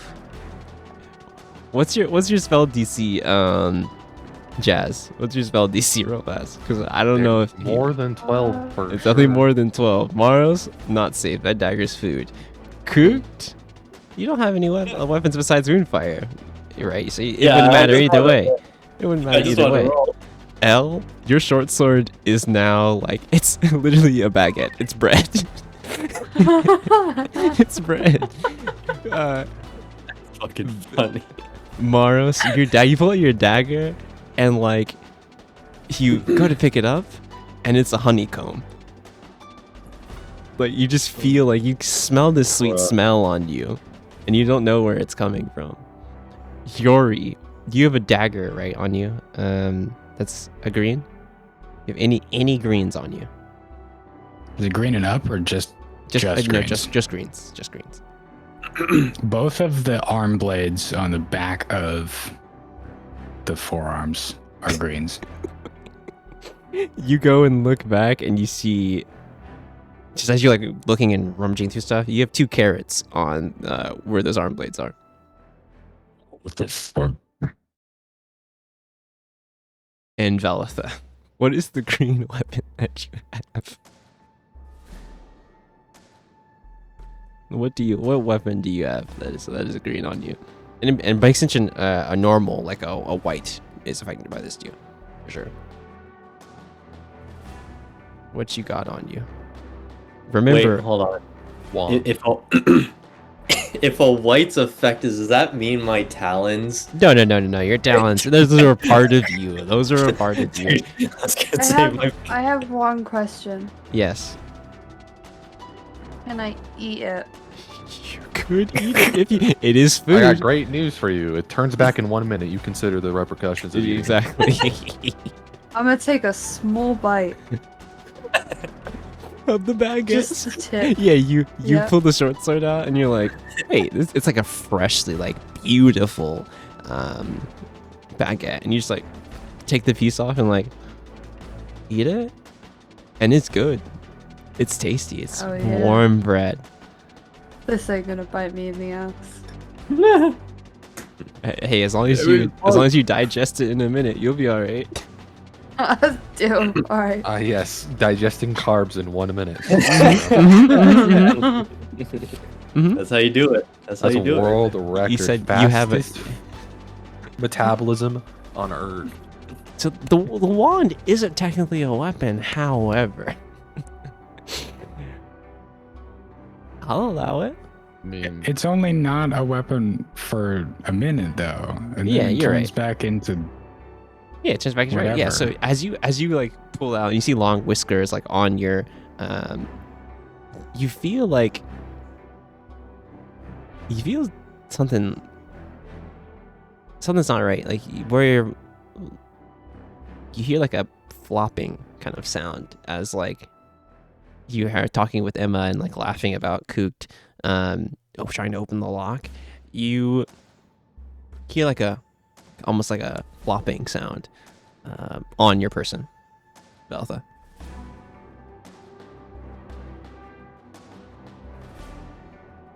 I'm gonna grab it. You grab it, you pull up, and in your hands, instead of a wand, is a. You see like a cock. You see a noodle, a pasta noodle in your hand. Just a thin pasta noodle in your hand. Emma looks back and it's like, Yori, did you what the heck is that? A little noodly. I don't know. I don't know where this came from. Oh, I have so many questions.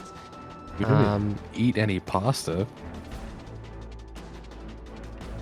And you see, as you look over at Yori, you see the 2 carrots. Like, they look like they're in the shape of like kind of the arm blades. And you're like, it's not right. But Moros, yeah. You can try and open up this door. So I think I do this. Ring of the Ram. So it does. It makes an attack roll, right? That's the damage roll that Yeah. you rolled. So you need to make it makes an attack roll. It was like a +10 to attack. And this door has like a +7. +7. Okay, this door has probably a it's an object. The door has probably like a 12 AC or so.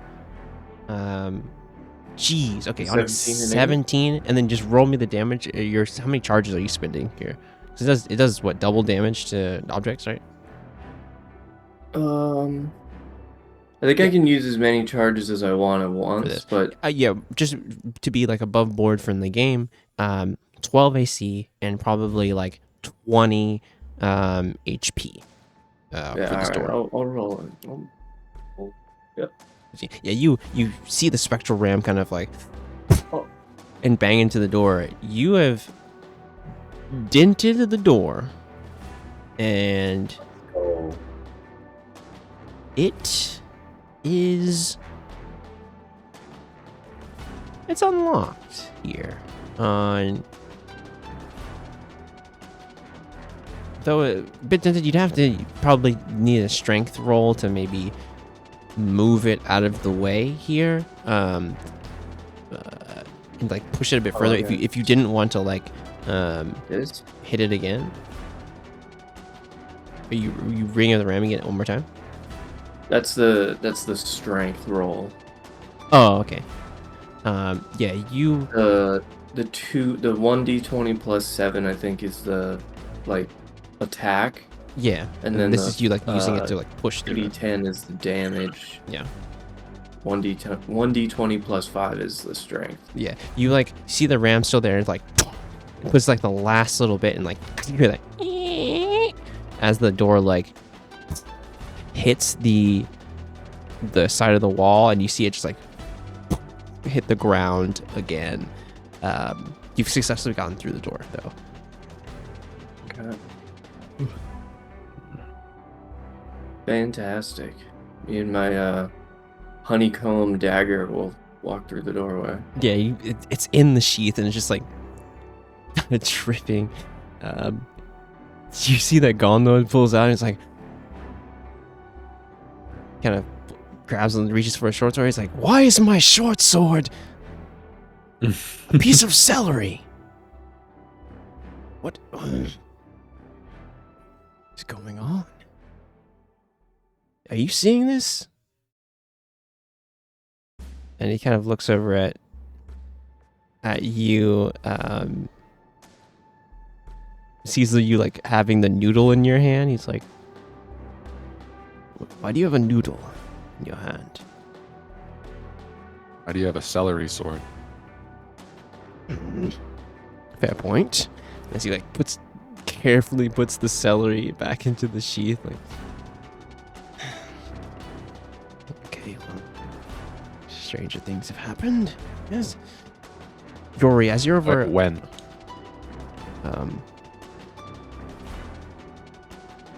yeah, I don't have a response for that. Name a specific time, or you're just going to have to add gold to the charm. Yeah, that's what- not. I don't make the rules. What jar? Cough up the 2 gold. You see him like, let me roll this because I don't know how much money he had. You had money on him, but probably not enough to pay his debt. Let's just roll it real fast. Let's see how much he had. He had 4 gold on him. He sees, you look at him, see him look at the 4 gold pieces in his hand, like longingly, like take a real deep breath and like go hand the 2 over. So with such intensity to you, Valatha. I Like, take it extremely aggressively and glare at him. You need to think before you speak, man. Yori doesn't actually add anything to this, but makes the like 0.2 fingers at your own eyes and then at Galnord thing and steps onto this crane, and I'm gonna try and descend. sure. There's like a bit of a system where you can like pull a lever and kind of go down into where the quarry is. Yeah, I just want to like take it and wrap it around an arm and under a leg and just sort of belay against the wall. Yeah, you kind of head down here. I really like this. Give me so the multiple things you can do as you were heading down with this crane here. Nature, investigation, anything like that as you kind of scaling the wall. Like I said, this is a move to use metals from further down and in here. So there very well could be some deposits and things on the wall as you're heading down here. I don't really have investigation or nature. Can I use Arcana? Yeah, Arcana does work too, because you can feel the vibrations of this kind of magical metal. 20 is very Dirty 20. good. Dirty 20 is really good. As you kind of like, I like this. You see Yori kind of was working on the crane the whole time. Like you kind of went and like kind of fixed it. It's been left for a while. You kind of went over, and as like things were, Emma and Veltha were a bit away from you, you quickly kind of found how to lock things into place with the crane and tested your weight, and going down on the side of this wall, and as you're going down, you feel that vibration of something. It's slight, and then you feel it a bit closer. As you kind of stop the almost crane here, you feel in front of you a vibration. As you're like on the side of the wall here, you know that this is a spot where you could possibly find some mithril. Though you would have to either break your way into it or find some way to excavate it. Did you grab any of the tools on the way over? I grabbed the cart and a bunch of tools and the cart's parked up basically where Emma and Velitha are up there. Yes. But going down here, I think I put like a pickaxe and I have my sledgehammer, so I would have taken just like some kind of chisel.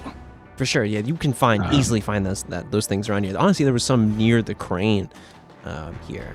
Yeah, this is a spot. You feel exactly where a spot is here, and I would just say tools, like a D20 plus. With this, it's like strength here, and these are just like minor tools. Like you're not quite proficient in these, but you know you can make do here. So strength modifier plus D20, basically athletic. Not quite in athletics, but you know, a school tools So you said check. Strength is the check here. Yes, but strength is the check here. not proficiency. Yeah, no Okay. proficiency here. Yeah, Gotcha. there's minor 30, tools, 20. right? Oh, cool. You guys hear kind of a quick picking of against the rock as you kind of break around where you feel that strange vibration, and that's when you see the glint of Mithril.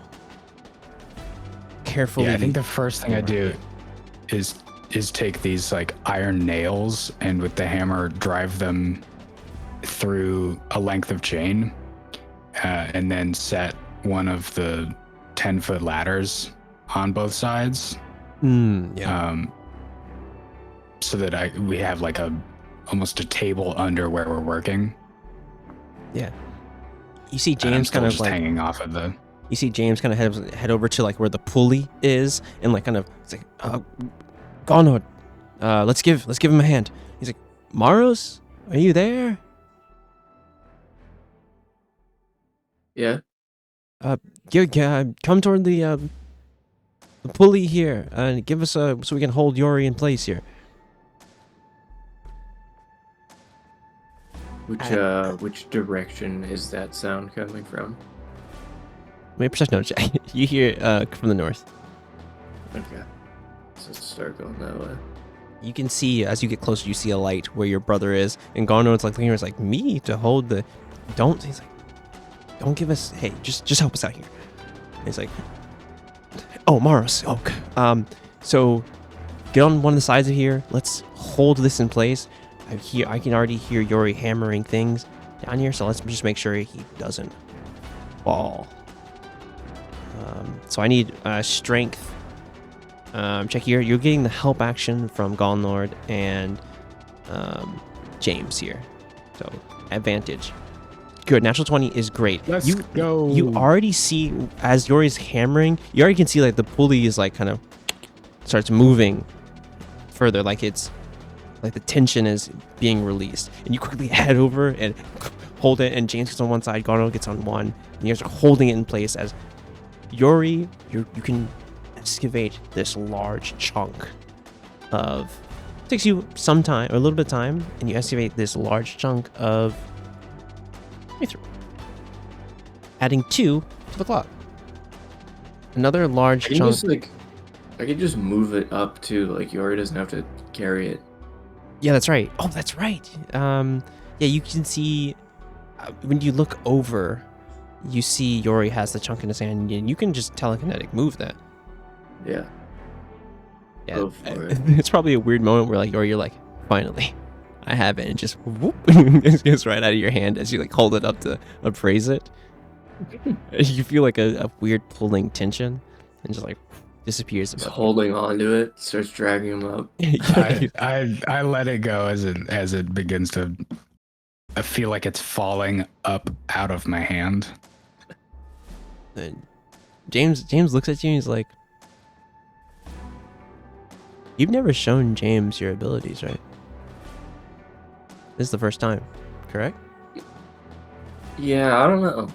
Because like obviously Garland knew from the duel, but James hasn't seen that yet.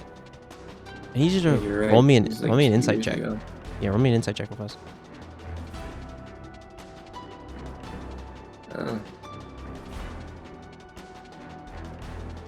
On a 7, you don't see the look of worry and the strange almost look on James's face as he sees you pulling the sphere, kind of floating it into your hand, and you're using telekinetic powers. You see, you kind of, I said you don't even see this. James is kind of tilts his head and is like, there's fear there. And he's never felt that about you. You're his older brother. And then he's always heard stories from your mother about, you know, her great uncle having strange abilities. And he always thought it was just a tale that she told him before bed. It's like, there's weird people in your family. But as he looks at you, there's a realization there. He's like, oh, we got a large chunk again. Put it into the minecart. Beltha, if you would, give me an insight check. Anyone that's standing close in this general area. Elle, did you follow the others? As you saw their weapons turn to what are you doing here? You saw that Maros and Koot flew toward the door, but what are you doing down here?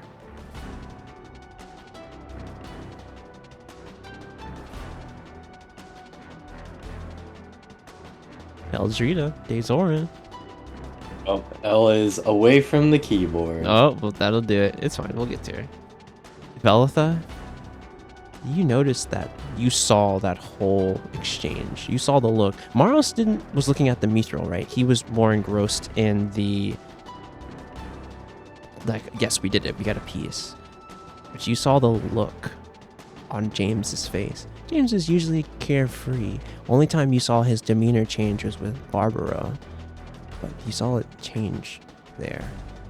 It was look of like instant look of fear and confusion. And you saw him quickly like compose himself and was walking toward the minecart. Oh, like what we have here is could be enough.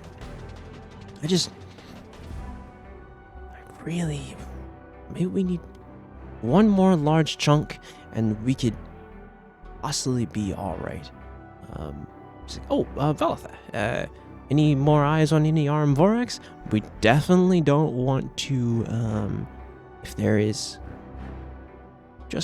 cubs around, it could be, you know, older ones around, so we need to be very careful. So you had a good eye. Just want to see if I can feel anything like moving, holding pieces like that I saw the first time. How far down am I? You are probably, how far does your telekinetic pool go, Maros? What's the max range on it? 30 feet? Yeah, you're about 30 feet down. It's enough where, like, Okay, it's cool. enough where Maros could see, like, the dimly lit reflection off of the mithril, right? So he could see it from the torchlight and then pull it up. It's about 30 feet down. And to answer your question, Belitha, what you feel is, you know, putting a hand to the ground and feeling out in front of you for the signature, the specific magic signature of mithril. You feel down below 90 feet, maybe 120 feet. Movement of mithril.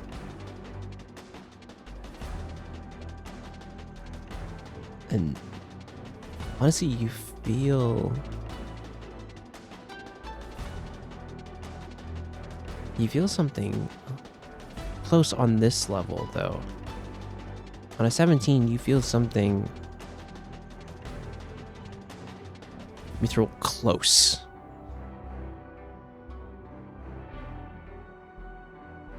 I'm gonna look over the edge and use perception. Make a perception check. 13, you look down, only to peer like the edge of your dark vision, like 60 feet, correct? You only can see darkness here. What you felt as far as like the movement of mithril on down below you is, like I said, 120 or so feet away from you. Distant signatures of like things moving. And there's other like feelings you feel too of like you hone in on mithril, but you also feel like other. Yeah, I would say like you're honing on just that. You're honing on just that signature, correct? Yeah. Yeah, you just feel like 120 feet away from you, movement of things further down. But though on this floor with that, looking for that specific signature, you feel further in that there's something close, like a heavy signature of some mithril on this level of the mine. You feel it in this area.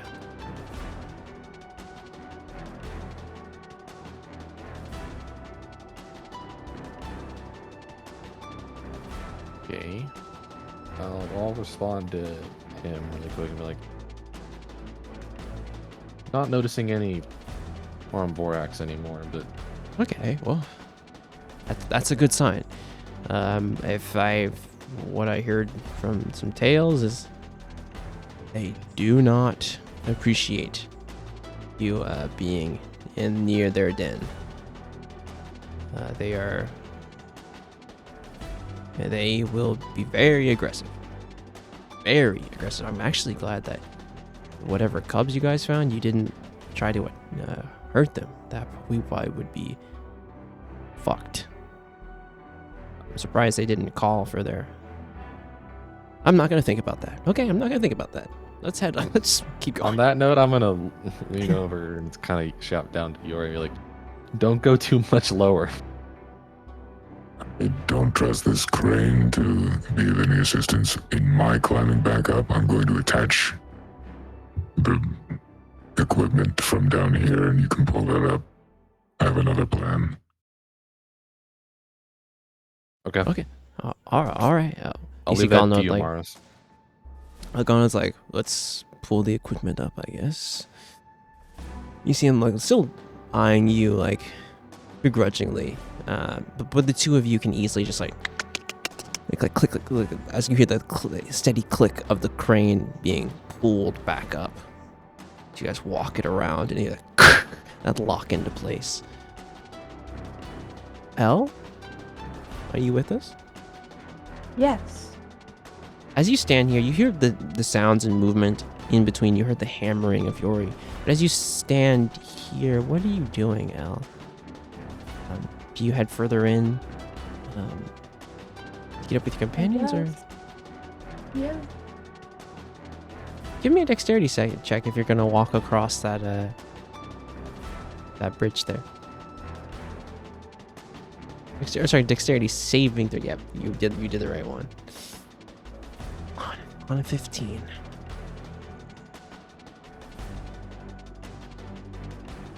Said it on a 16 in my head. On a 15. You go to step across the rickety wooden bridge. As you make it most of the way through, things are good. You kind of are watching your step. But as you take second to last step, there's a crack of you stepping on one of the planks of wood. What are you doing here? You need to be careful with your next move. You've put enough pressure on this step that Your next move can either mean you falling or But my foot's stuck. you stepped on it and you can see the visible crack here. I'm gonna say that in this moment, probably another dexterity saving throw here. Alright. DC 16 as well. Very good. On a 17, like I said, the first time you stab it, you hear that. You get that instinctively to stop on this plank of wood. And there's that brief moment of silence as you steady yourself and make a decision. And you jump to the next area where the door is, or the broken door is, and you see the look behind you as the pieces of wood just and fall into this 40-foot drop. And you hear a crash of planks against the rock. But you made it over. You turn around the corner and see the lantern of Kooked, and you hear some of the noises of this pulley being brought back up. And you hear the voices of James and folks as you kind of about to turn the corner. Almost falling to your death, you see Kooked. Hi. Oh, nice of you to stop by. Thanks, I almost died. Oh, sick. That's great. Sick? Yeah, you should roll me an insight check. Kooked. You should roll me an insight check real fast. There's a moment where you're like, yeah, sick. And then you're like, wait a minute. Like, wait a minute. Wait a minute, what'd you say? Wait.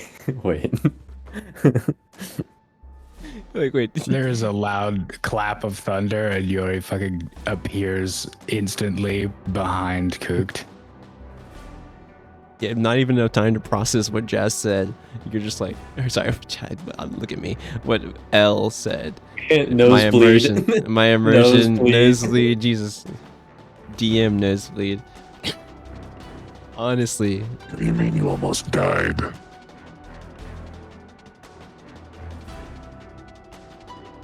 Elle, you want to explain? I got my foot stuck. In what? The bridge. yeah, I would say, Yori, you go and look at the bridge, and just it's the most rickety bridge. Like, you look back and look at Mars and Kush, and you're like, yeah, they just flew over. And you're like, wait, she walked on that? I don't know that I saw them fly over, No, you but I didn't. definitely know that they can fly, and I think Yori just it's that sigh that is totally silent, but you see him inhale so much air that his entire posture changes. It is the most rickety bridge. Like, no, there's just no way. It just Why did you walk on that? To get to the other side. Ba-doom. wait.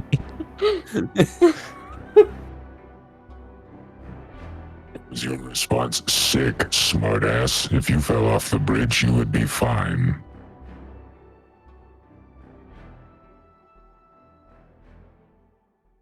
Yeah, Cook just I mean,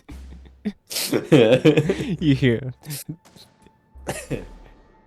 Yeah, I would say you would definitely go back and see the bridge. Yeah, of course I flew over that. It wasn't even a hesitation. Though, Can I see that the door is blasted off its hinges? oh yeah, oh for sure, that door is caved in, and it's it's literally on the ground. You would have to step on it because it's that in the way.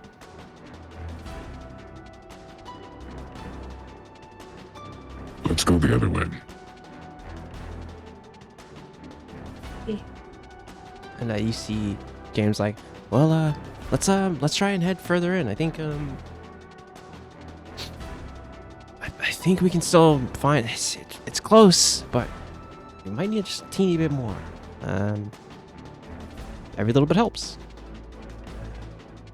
He kind of sees you, Vel, things like, lead the way, or someone, I don't know. I guess I can lead. Yeah, you're a good leader. You see that, Maris? Right on, fellas.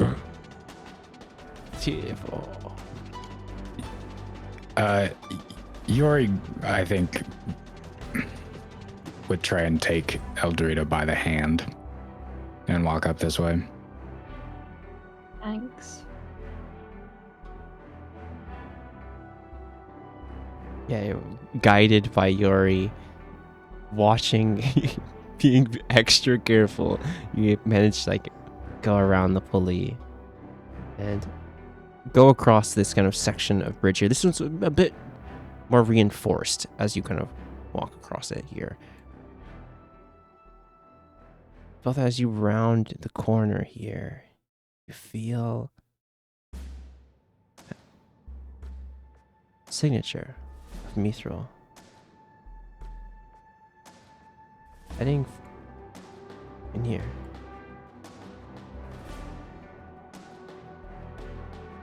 I'm just gonna keep walking if Okay. everyone's following. Sure. Is everyone following? Yeah.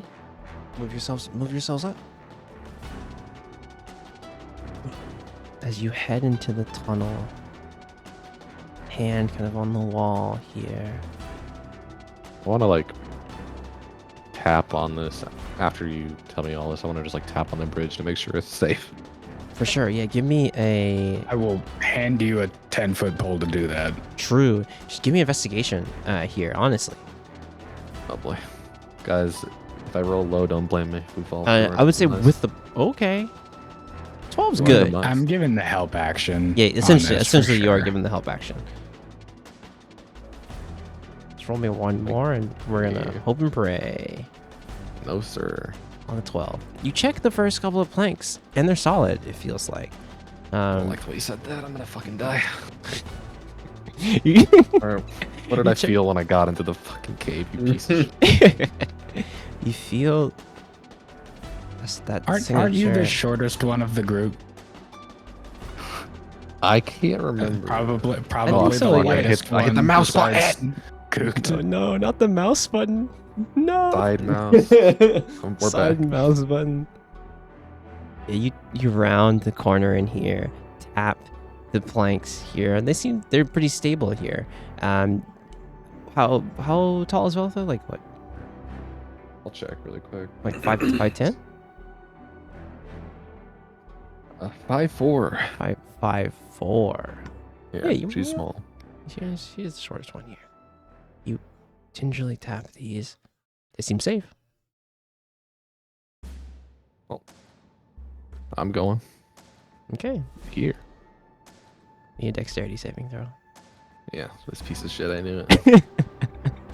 DC 16.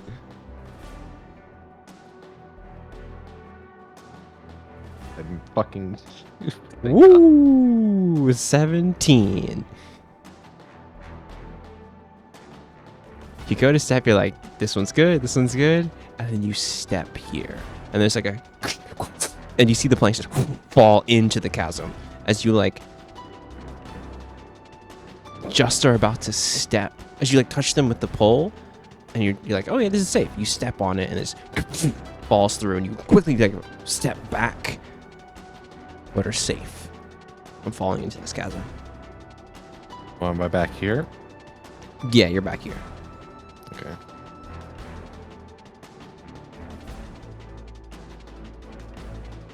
And I think as Yori kind of steps up to check on you, that's where we can take a little break. Okay. Nice. Nice, you know, get a little water, take a little break. We'll be back in a teeny bit. No one's gonna die in the mine. Smile. Smile. Huh. We'll be back in a little bit, guys.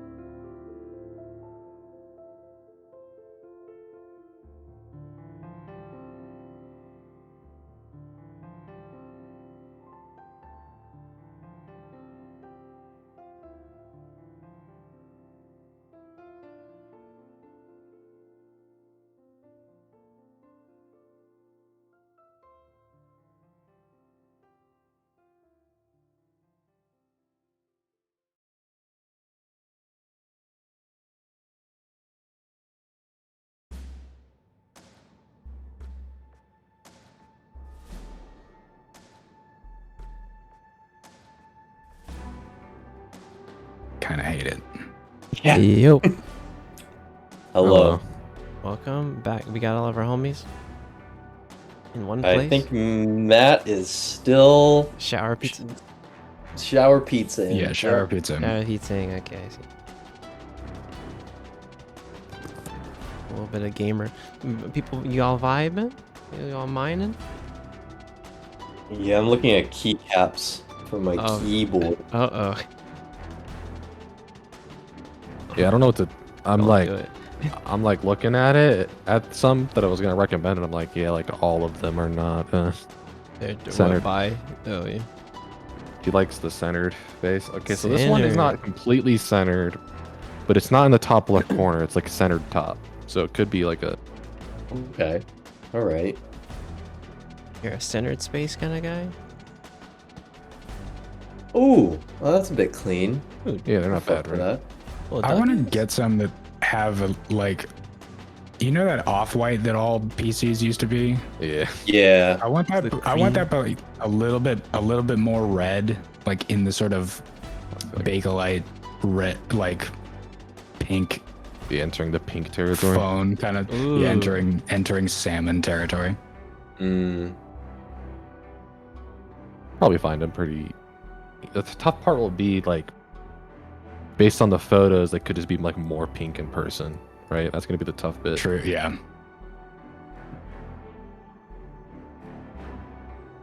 Or like, cause like I have this fucking like very like almost what you're describing T-shirt, but in photos it just looks white. In person Yeah. it looks Yeah. good, but in photos it Yeah. just looks white.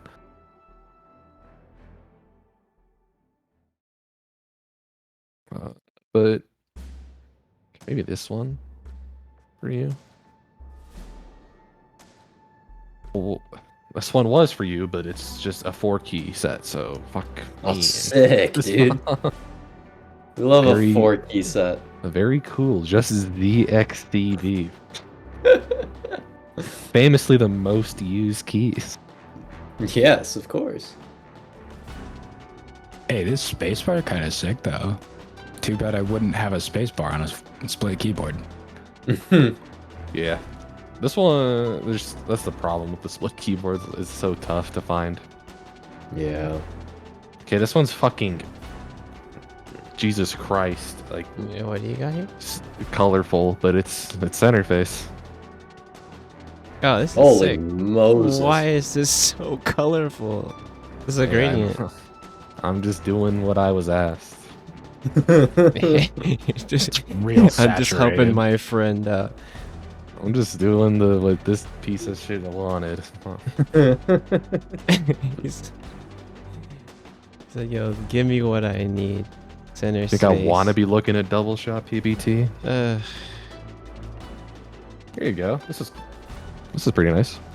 Same thing as the blue one before, where it's top center. Hmm. oh, this is cute. This is pretty nice.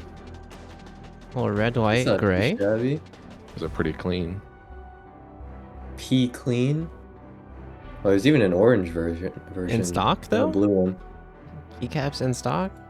Oh yeah, if In you scroll stock. down, there's the blue and orange variants. Yeah. The blue one's very like old Yeah. Windows vibes. I like it. Yeah. That's what mine is. I gotta. But do the it thing on with the mechanical, keyboard. if you just look through mechanical keyboards, you'll find some, and on this website there'll be a plenty. Yeah.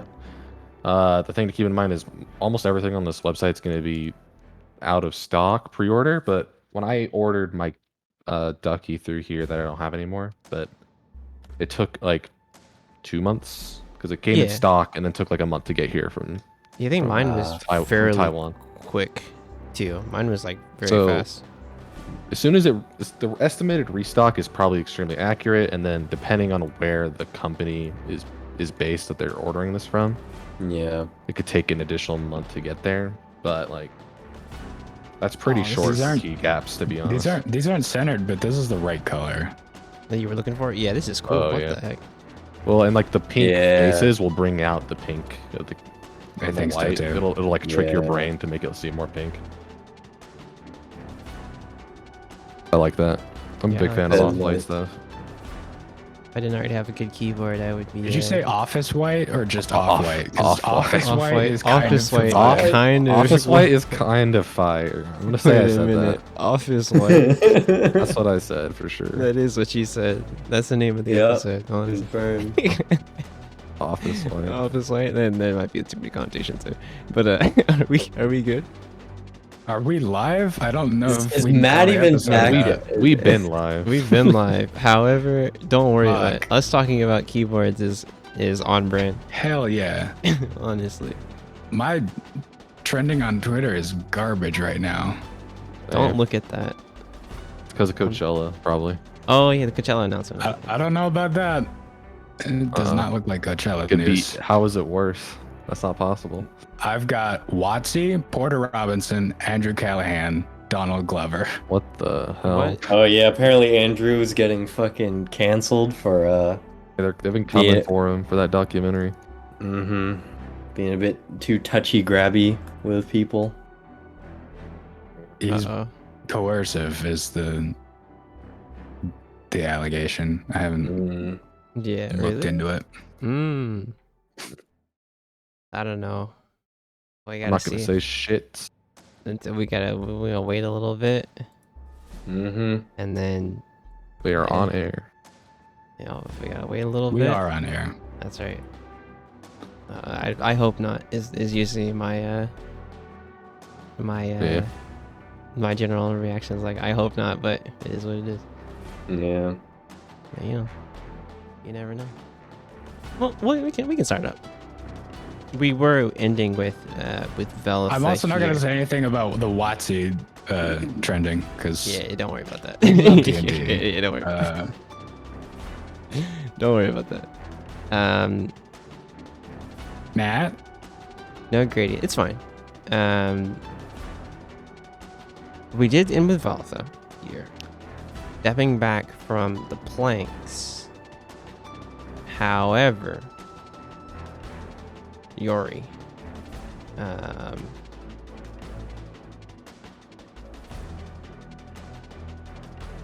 that's me. Yes, hello. you see Velitha pull back from the planks, hearing the planks, now just about hitting the bottom of this chasm. I need a perception check from L and Yori. Sorry, L and Kooked. No, I'm doing it. Jesus Christ. L and Kooked, if you would. Perceptione. Mm-hmm. Sight or what? This is sight, yeah. This is Let's not go. me. This is you too. Real? Real and true. L, you see from back here, Velitha quickly almost jump out of the way of the breaking bridge here. Koot, you see the same. Yori looking. All good. Don't think this will support everyone's weight. No, I get it. It won't support me. Not just like people.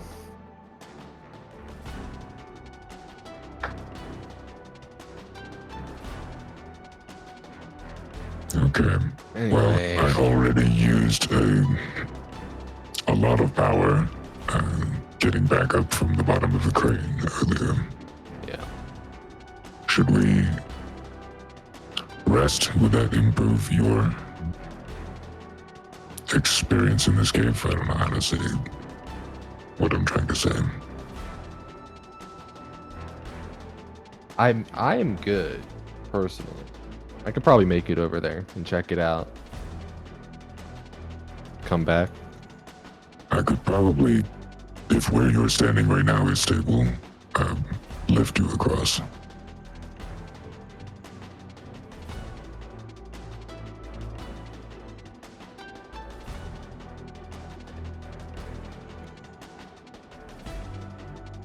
If that's not I'm gonna look awkward. I'm gonna look down.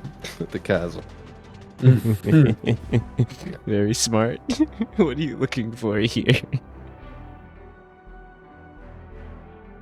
I would also like to look down. Can I see the bottom? Is it 120 feet away? Bottom is not 120 or feet or away. less? Shit, it keeps going. It Again, keeps going. It keeps going. Okay. I heard you. I said you heard sounds at like 120 feet away. Like you felt this felt things 120 feet away. But Yeah. do you have an idea? Because like I can give you this because you know what Armvorexes do.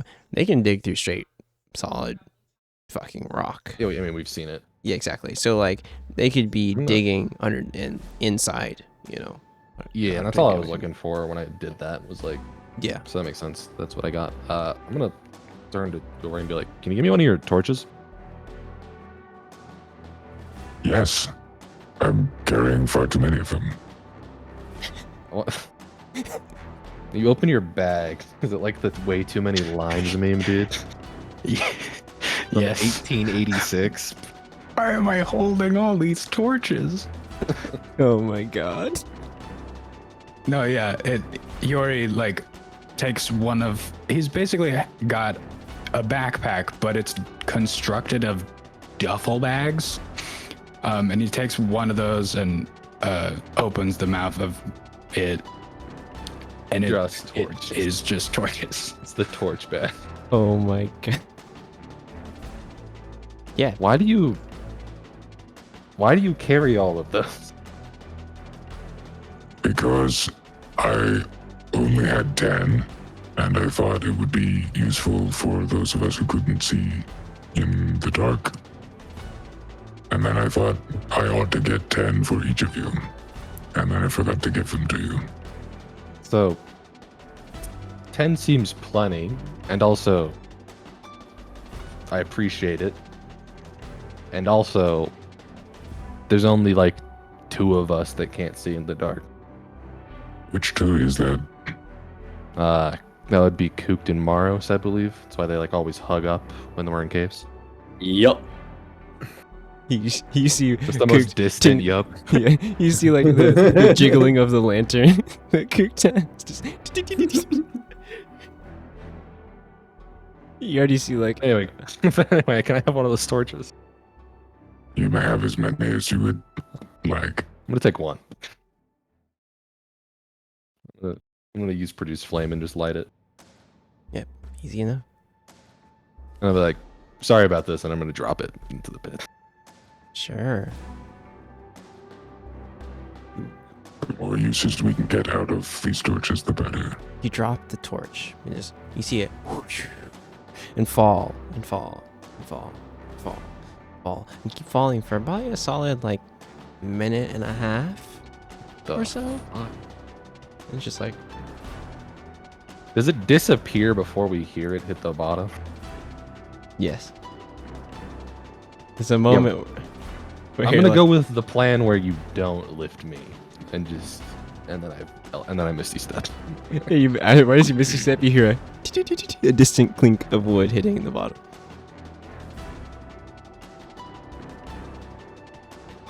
But as you turn in here and misty step through, roll me another Arcana check.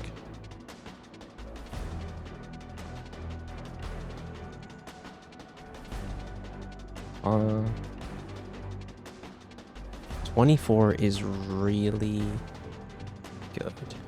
it's my best roll of the session, by the way. Yes. So you know, I'll give you a little bit here. It's around the corner, and you know you're feeling for the signature of Mithril. As you turn the corner, you feel something strange. Something familiar, but something... It's hard to put your finger on it, but you feel it coming ahead of you, directly But south. I see something coming from this hole. Yeah, it's a blue light. Dim, light blue light.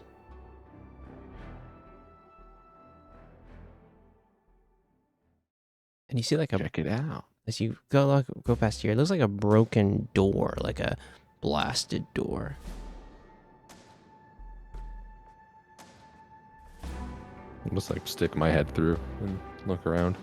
As you step in, Nope. it's like, oh, you didn't step in. As you like peer in, I need to make it.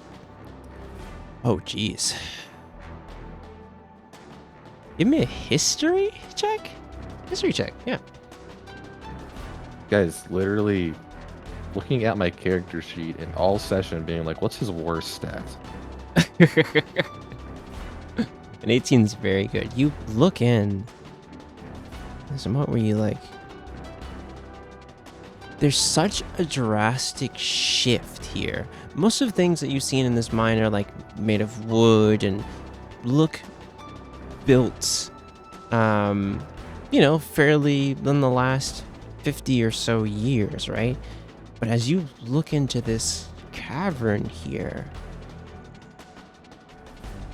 what you see looks old but new. There's such a drastic shift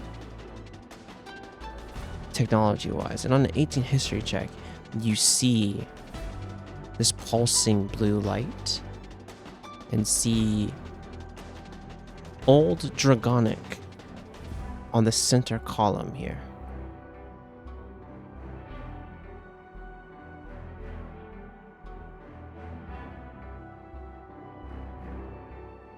Well, I can't speak that. Is what I would say if I didn't have the thing that makes me be able to read everything. Yeah. These runes, as you read them,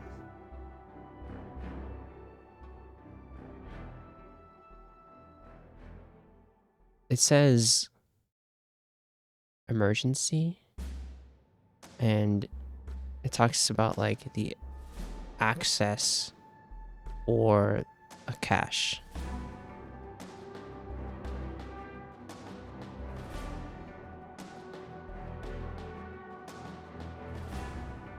What is everyone else doing? As Jory is kind of waiting on this bridge, and Veltha has disappeared further into the cave. Okay, James is like, well, I guess they found something. We can maybe wait for them or head further into the mine, but I think we should. I think we should probably stick together. Stick together, son. Maros, and he has the kind of the bag with him. He's like, Maros, so what do you think? What are you thinking about what we have so far? You think this could be enough, or he's kind of holding the chunks? He's like, we had 9 shards of that obsidian. We had that piece of amethyst. What are you thinking, bro? I don't know. I don't think we'll need much more than like 15 pounds. You know, Yeah, I guess so. even that might be too much. True. And you see Galnord's just like, he's kind of like looking around like, well, as long as you find what you need and settle my debt, we will be squared away. He's like looking around. And I think by this time, his sword, he like pulls his sword out again. And he's like, steal again. And by this time, I need a Constitution saving throw from you, L, if you would.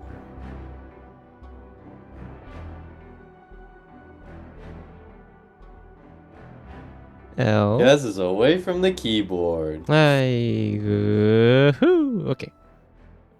Oh. You feel a little rumble in your stomach. A rumbling in the tummy. Rumble in your tummy. You think you might be alright, but God, Yeah. I wish I had Hear That Rumble already sampled in hear my that fucking rumble. project. Hear that rumble, yeah. That's the stomach. That's the rumble. You guys like, it's the steel piece in your stomach. That's the It's- title. It's the steel piece. Honestly, yeah, that's the title. That's gonna, though. Like you You know, it's that moment where you like pause and like you feel your stomach rumbling, but you're like, I'm good. But the But- problem is that we're in an echoey cave. Exactly. I think as Yori is stepping back this way to light more torches, because, you know, he's down to 54. And he just like looks straight at Eldrita. It's like just a slight rumble, and you feel that like brief, just like ugh. And well, hang on. What's my passive perception? 16. I probably know that my arm blades are not carrots anymore, right? Oh yeah, they're not carrots. Did you eat a weapon? No, I ate some bread.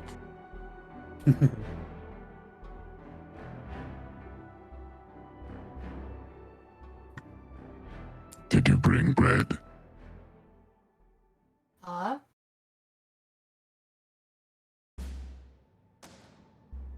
Did you bring bread with you?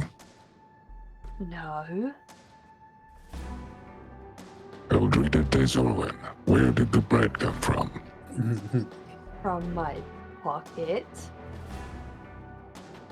I need a deception check so What bad. are you- I need yeah. I need a deception check so Fuck. Let's go. You just pointed at your short sword.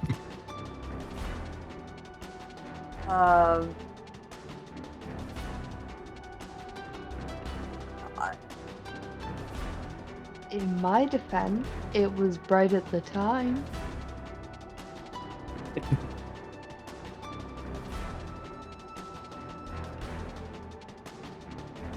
I envy your wit, Eldrita Desorwin. you just see like the pointed tip of the so you notice the pointed tip of the short sword. Actually, it's in a scabbard. You wouldn't be able to see it. But Elle, you know that you ate the pointed, just the tip of the bread. But you're gonna have to pass that later. Oh man, it's to steal your stomach. It always is. Velitha. I keep doing it. Velitha. As At you the legendary item, half-eaten sword. It's got like super jagged, curved edge at the top. holy shit. Half-eaten sword is honestly a really cool legendary weapon name. Half-eaten. Yeah, cool. Go ahead. You're on the outside of this strangely advanced room. It just feels like it feels off.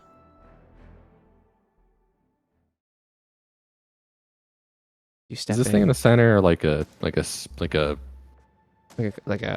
foundation? platform. Yeah, like a platform that you can like step on. It's the thing that Okay. edged around it. You saw the runes around it. Okay.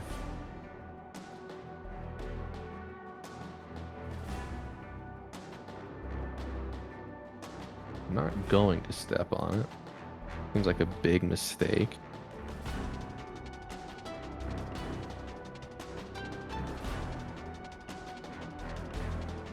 But I don't know what else I would do with it. No, look, I tried to look at my inventory for something. You do have the rod that Yori gave you, but Yeah.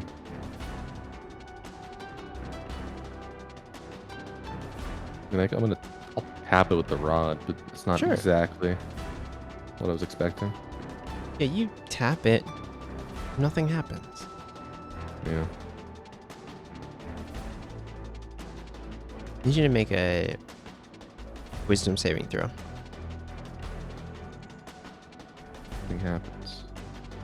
To the platform is what I should clarify. Nothing happens to the platform. Most mid rolls all day. That's a +10. As you tap it, you see the runes kind of come alive a little bit, and you hear a voice, kind of scanning life form. And it's like, and you see. Dory, roll me a perception check from where you're standing. As you're like kind of talking to Elle, and see if you see this out of the corner of your eye. Perception check. Yes. 22. Out of the corner of your eye, you see a flash of blue light, like coming from the tunnel. Like as you're kind of talking to Elle, you kind of like, it's weird to see because you haven't seen that yet in this cave. But Belitha, you hear a voice scanning life form, and like around you feel the room kind of detecting you. It's like strange, like demonic bloodline, but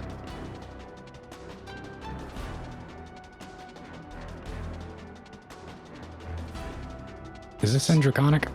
yes, it's an Old Draconic. I speak Draconic. You do. I'm just your perception. You hear the voice say, Yeah. scanning, demonic bloodline, and then it pauses, and then it's like, recalibrating, elven descent. Welcome, Brilmari.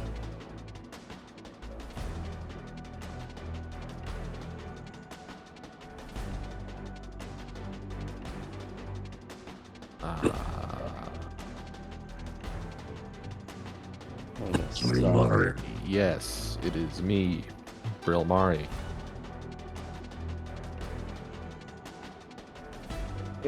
Where am I? It has been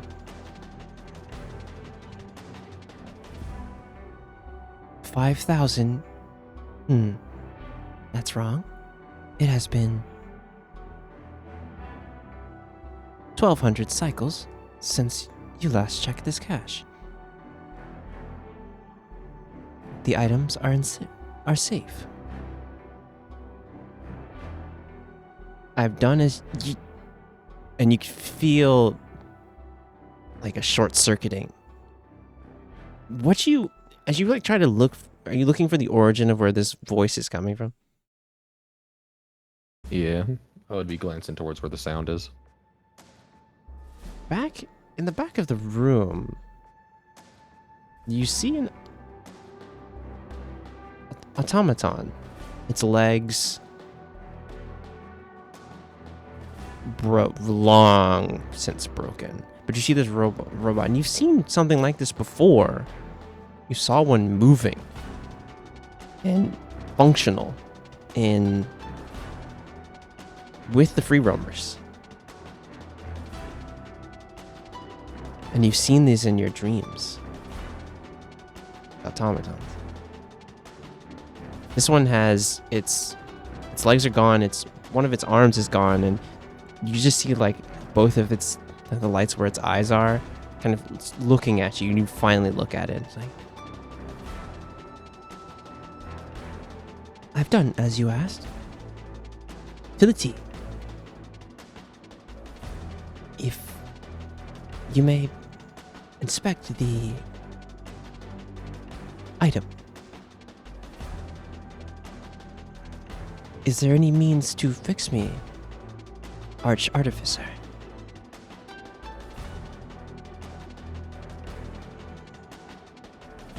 I feel myself fading.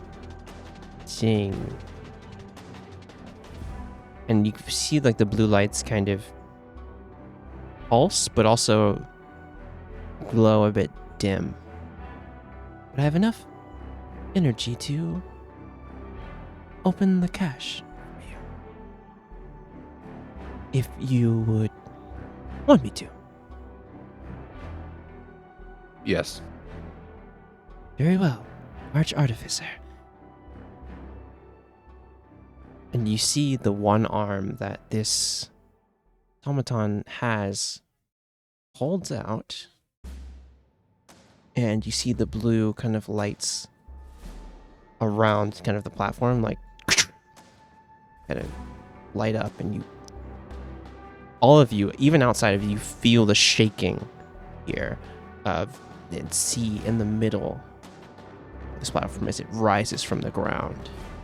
And you see what looks to be almost like a locker that like rises from the middle of the room and stops. And you see all these like runes all along kind of the locker. Is there anything else? Is there any other way I can be of service?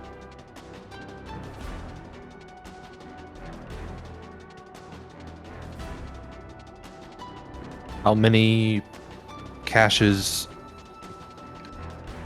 do you know about? And you see it hit. You see the automaton like feel like this almost like whirling. You see like the lights kind of glow brightly for a moment. Currently, there are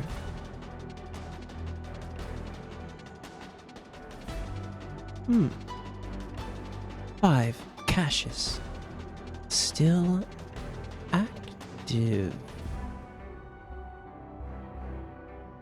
And you see it like pause and think. None have been visited in 1,200 cycles. And are well hidden, as you wished it, Arch Artificer.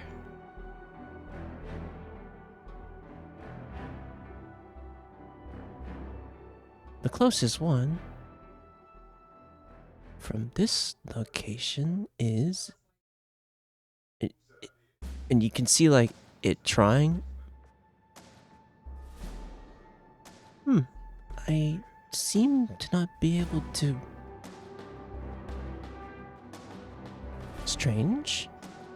Maybe my functions are dulled.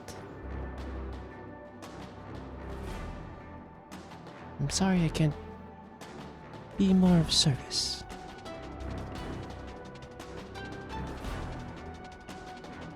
Well, that's all right. I gonna take this.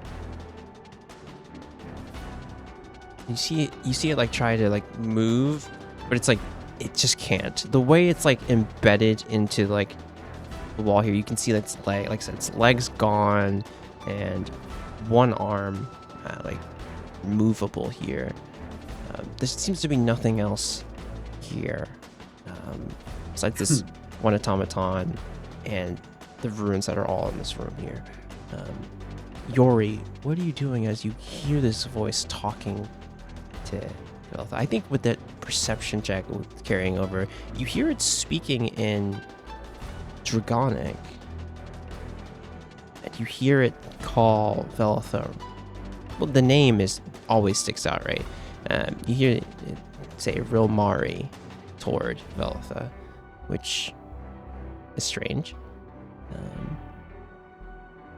It's like, if there is no other inquiries, Arch Artificer, I think my time is running short. And you can see like the lights of the automaton kind of slowly dim out. The cache is open in front of you.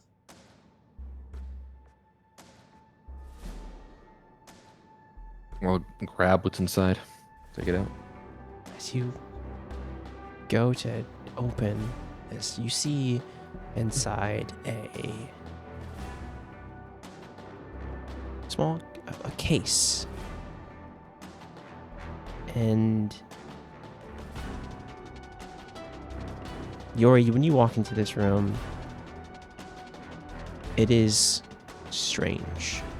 You see Veltha heading into the cache, pulling out this case. Slipping over the case, you see looks to be almost crystalline. It's like a perfect like metal bar. And this is, if you want me a history check here.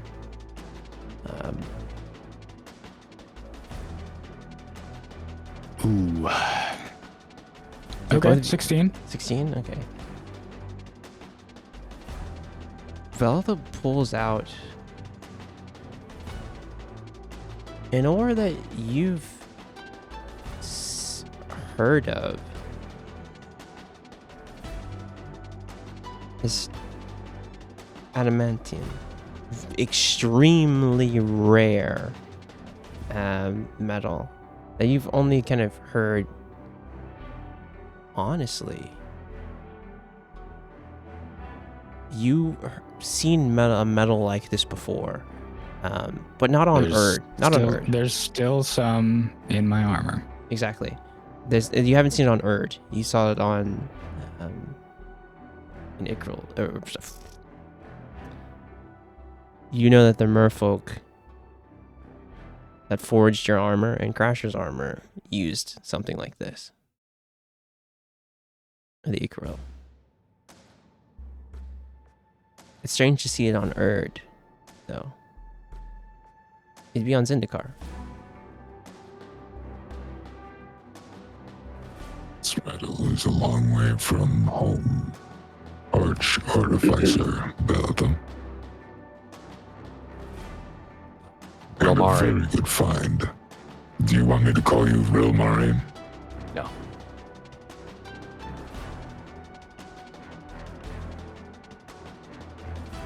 Okay. I think this will be more than suitable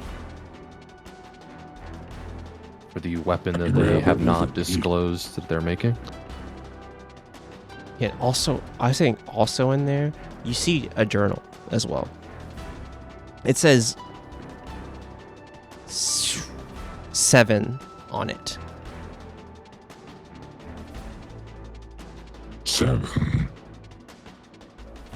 Written correspondence. We can take a look at that later. Don't think that we should stay in here for very much longer.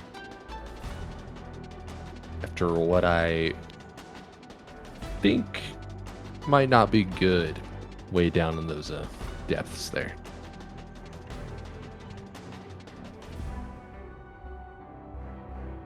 Yeah. You guys, Yeah. as you guys come out of this cavern, and there's like James talking like, "Oh, did you guys find something?" No, James. There was nothing of interest over here.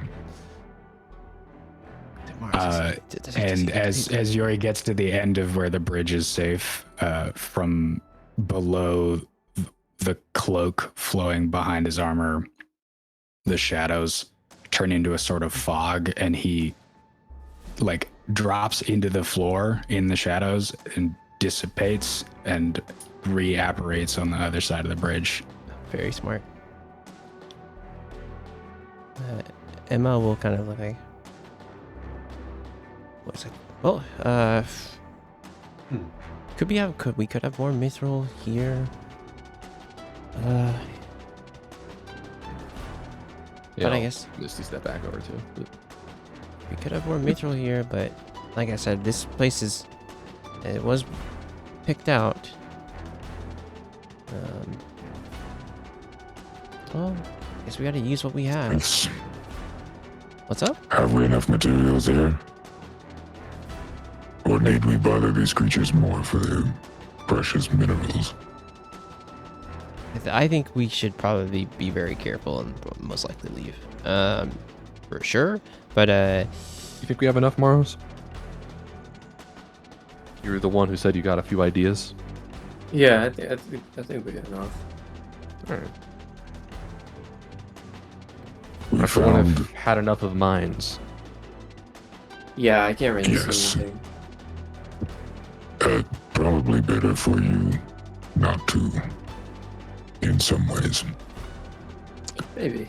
On that note, Lady Tezolin, if you would allow me to escort you off this bridge. Yes, please. And Emma, kind of waiting over here, is like, "What'd you find over there?" We found a medal. There is some still in this armor, although myself and Fletcher have altered it greatly. It is adamantine. Nearly unbreakable. Hey, it should be helpful then.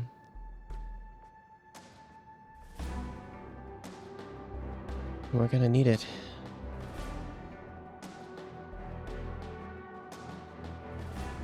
What? And you hear Yep. Okay. as James is like, let me see if he gets behind you and sees that. Here's that. It's like, what? He's like, Morris. So about the idea, as you guys kind of are walking out, and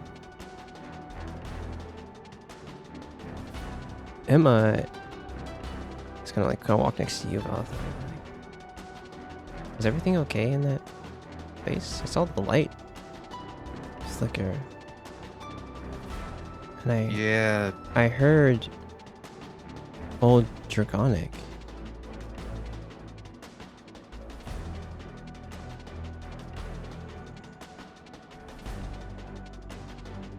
yeah. There was something in there that called me Rilmari, then opened a container that had the metal in it. I don't think I've heard the name, but Neither have I. Can I get a quick think on whether I know that name? oh geez.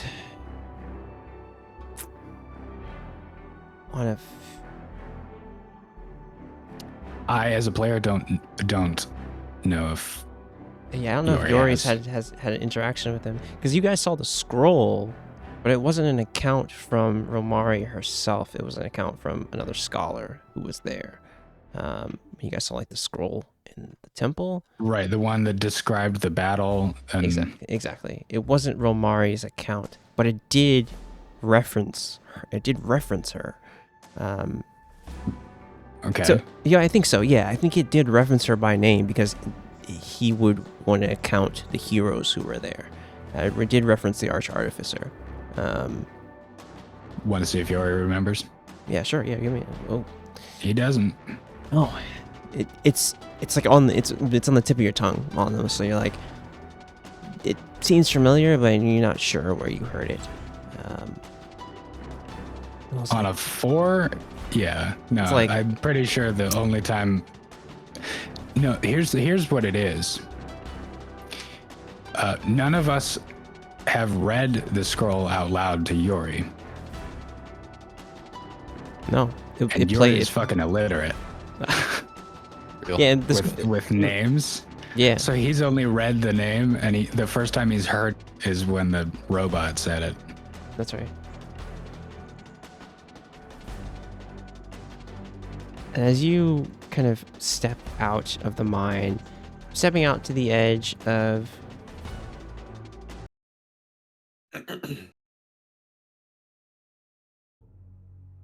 Jazz music stops. that music stops. Stepping out of the mine, heading out kind of toward the entrance, you see Thane whistle again. Like, we should probably close that off and let those animals have at whatever's in there. You see him whistle a melody. The rocks just reach in, kind of cover the mine again. Oh, so about my payment, or about my, sorry, not even payment, about the settling of my debt. How is that working? Maros. You gotta pay Barbara. I had to do what? You gotta pay Barbara. Oh, this doesn't concern me, and I'm just gonna head off. Yeah. Yep, and James, you see James like has the bag of stuff. He's already like thinking of something. He's like, "Hey, Maros, I'll see you at the Fletcher Smithing. I'll bring these over to Lan." All right. Oh, the metal that you found. You want me to take it? Yeah. Yori? Yeah, the mithril. Yeah. Yeah, the mithril. Did you tell him about the adamantine or no? Oh. Yori, you didn't. Oh. Nope. Okay, good to know. It's just in the bag. Yeah, it's just an ingot. It's like it's a perfectly like perfect ingot, honestly, of it. It's almost shaped like a perfect rectangle. Like round stock or okay, yeah, like the perfect rectangle. square stock. Yeah, exactly. And he's like, well, this should be enough. We have a lot of things. I'll see you over there and get Lan started on ideas. Meet us over there, and we can, and Emma too. I can go over the idea that we had. He kind of gets closer to like both of you. He's like, get over the idea we had. Okay, cool. Yeah, don't start without me. You Of course. gotta clue Emma in. Yeah. I'm not. I wouldn't Actually, start. if I may, Yeah. And Yuri will deposit the bag with all the metals casually into James's hands, which is probably now significantly heavier, He's like, given that we have He's like, like most of it is mithril, which is kind of light, and then one big old fucking bar of adamantine. yeah. He's like, oh, what else is you in? may want to get that started immediately. Adamantine is incredibly hard to work. Well, we And got time. When you say that, he's like, there hasn't been adamantine deposits like in centuries. What do you mean adamantine? And he like opens up and he's like, looks in and he's like, I'm not gonna ask any more questions about where you found this. I'm just gonna close this bag up and head back to Fletcher Smithing. I'm just gonna do that. Mars, I'll see you over there. Then he All right. positions the bag. It's still very heavy. He's like, okay. And all the while when you guys are like kind of heading back, Galnode's like, wait a minute. I have to see Barbara. Why do I have to see Barbara? Why do I have to see her? Could you explain? Well, I mean, she's just kind of like the debt collector. It's just just how the city works. You know.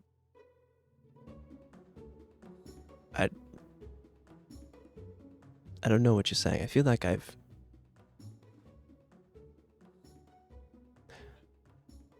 done something. And you can already hear James kind of laughing as he's like walking further toward Fortress Crossing. You have been entered into an agreement wherein your debts owed are taken care of and transferred to the ownership of Barbaro. And in exchange for working those off, you will perform perhaps various duties. You hear him like let off a sigh and like,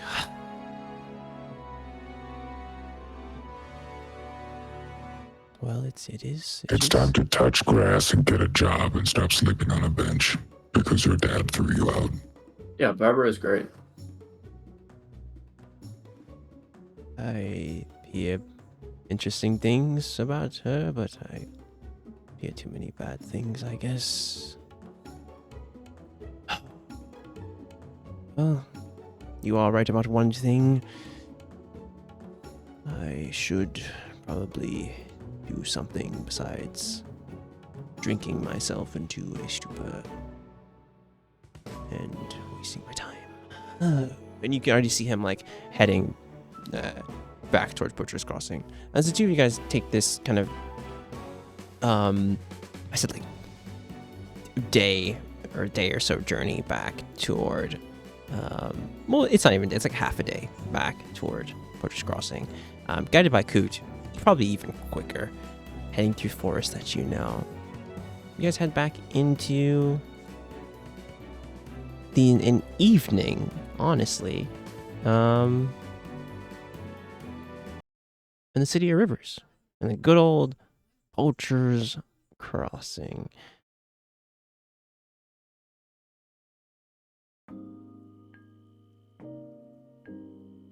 What are you guys doing as there's a bit of time here? Or being I'm getting a deposited? drink. Sure. There's a bit of time I here. could use a rest. Coot, you say you're getting a drink? Hell yeah. Alright, I'm gonna go with Coot. As you guys enter the gates, you heading toward the Badger's Corpse or somewhere else? Yeah, I'll go to the Badger's Corpse. Yeah. Sure. Yeah. Heading toward the Badger's Corpse. Elle, Beltha, Yori. What are you guys doing? Is Emma's like, oh, let me, I guess, see Scotia at Smithing and go over some ideas with Lan about what to forge me. I guess I'll see you guys in a little bit. And you see Emma kind of turn toward where Fletcher's smithing is. Leaving the three of you kind of at the gate.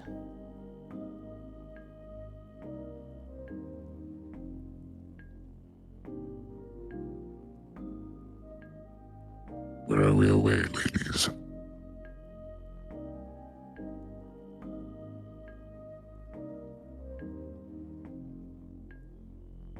Well,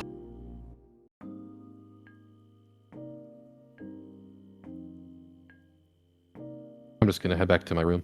Go night night. Sure. Me had- too. You see the boys heading towards Badger's corpse and kind of follow them head up to your rooms. Yori, you're, I guess, going that way with them. Yeah.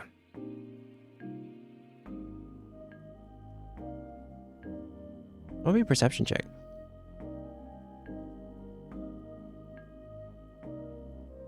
Christ. 23. 23. A perception check. You see, talking with one of the Knights of Gold, you see a cloaked person standing about like 4 foot 4. Underneath their cloak, I can give you a lot of 23. Underneath their cloak, you see like a glint of silver.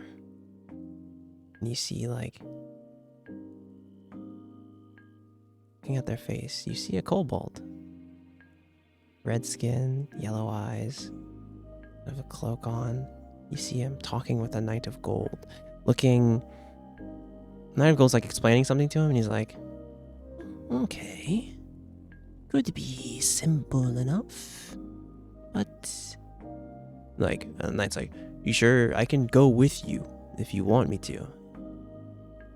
If someone is in danger, I will go. Plus, honestly, I need them anyway. He's like, you need them? What do you mean by that, sir? I need them. It's a potential for another companion. Well, okay, but you don't want like a contingent of I mean, I could go with you. Like, no. That's null territory. You know that, right? I know it very well. And you see like the kobold turn on a heel. And this is where you see everything. You see underneath the cloak a I said, silver half plate of armor on. And you see like a buckler underneath. And you also see a shovel.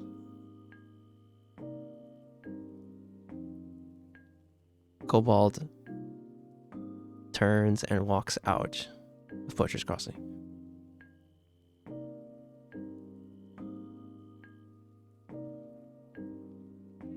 You kind of see the Good Knight of Gold shrug, like, I hope he's all right. Yori would establish a mental connection between the three of us.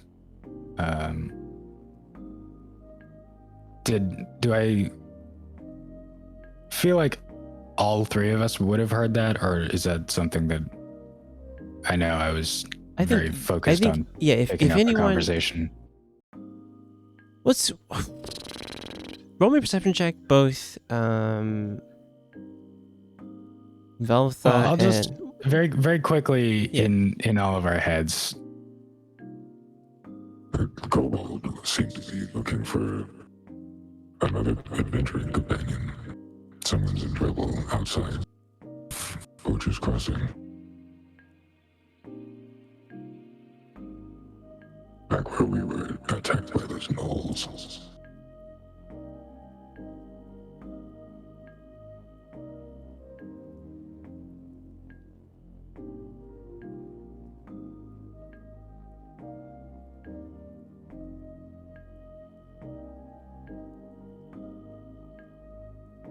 See, out of character, I wasn't there that week, so I don't remember anything. Oh shit! Yeah, That's that was right. that was the 1 week I was gone, so that's I don't right. remember anything. L would definitely know. Yeah. L would definitely know. We were traveling up to the Caligo Mountains at the time, right? Yep. It was like when you I haven't- went to the Eric Cochran people before coming here, is what you did, right? No, it was I don't know, it was when you were going with Emma. Yeah, it was like near Fort Kennar, wasn't it? Yeah, it Oh, I was was. thinking of something else. I was definitely there for that. Okay, Yeah, okay. near Fort Kennar, you encountered Big boy fight. With yes, a couple of null Yeah. null pack. Okay, I remember that now. All right.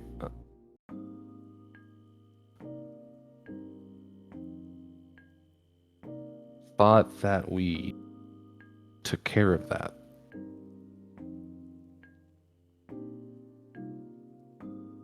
We did fight a lot of gnolls.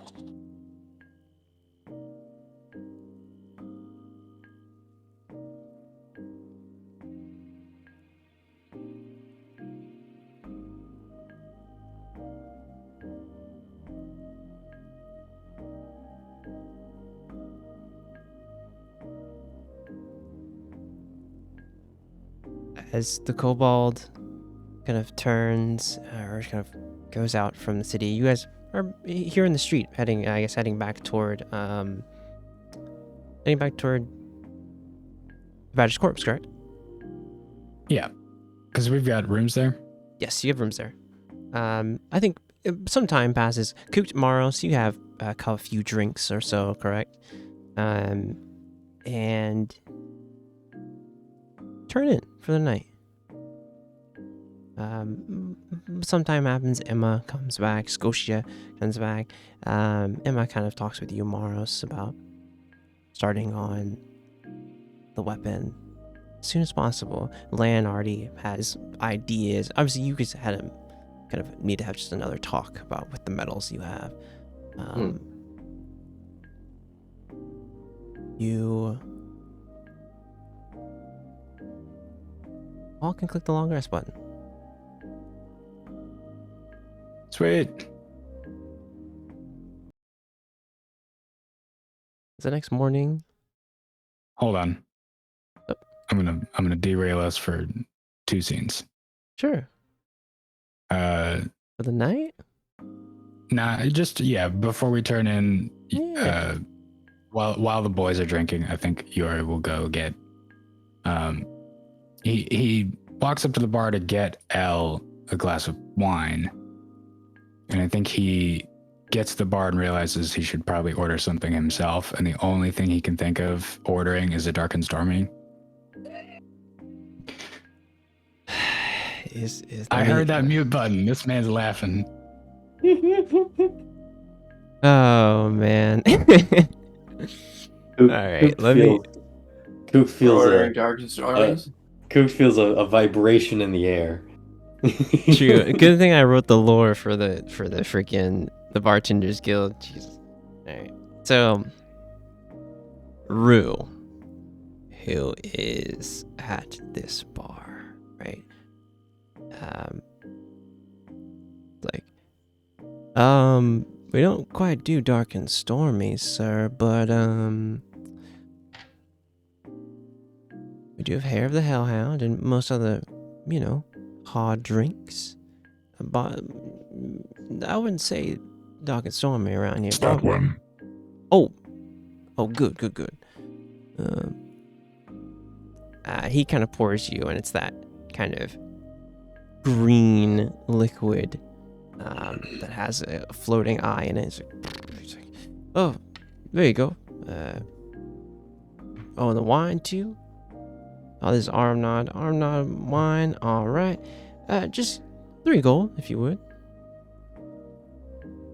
I tip him too. Thank you.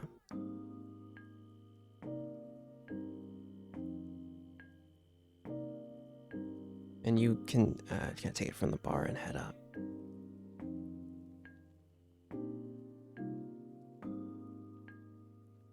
Yuri really, really considers saying from the Lady Dizoan, but then suddenly, right before he's about to say that, he feels awkward for tipping anyway. And so he just takes the drinks and goes.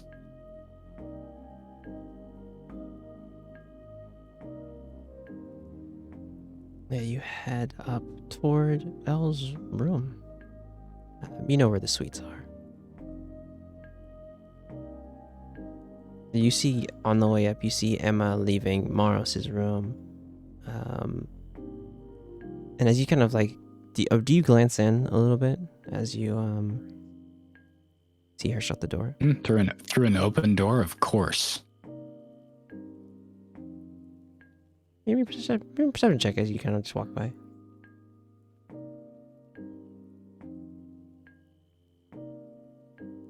You see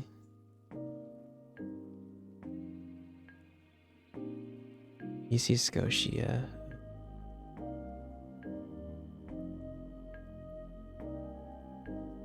Look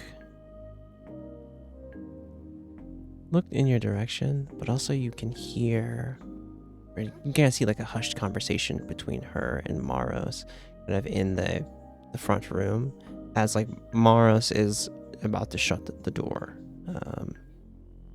Here. I think what you hear is, did the rooms? I don't eavesdrop. Oh, you don't eavesdrop? Okay, cool. You just hear the conversation of them close. I hear the start of the conversation. Exactly. That's about it. And you hear the door shutting. Yeah. I turn and knock on Eldreda's door. Come in.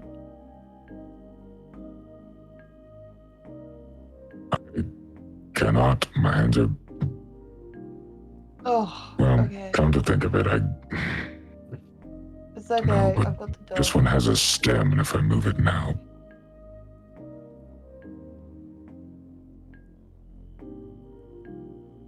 Hello. I have brought you the wine. Oh, thank you.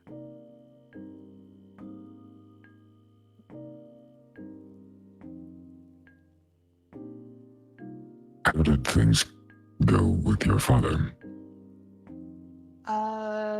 Pretty well, actually. Much better than I thought.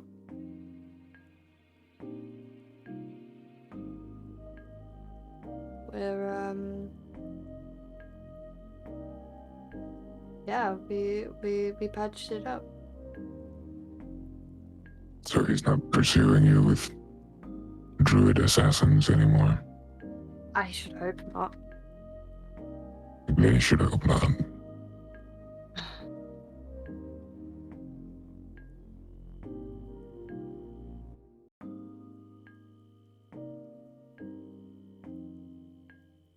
Did he change his mind? Yes, I think so. Yeah. Glory moment. God damn it. Why was the question? Why did he Why change did his he mind? change his mind? Oh. Well, he found out that I have a child.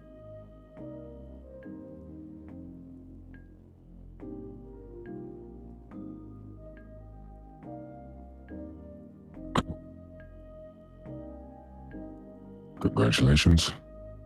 Yeah, I guess. How old are they? 6.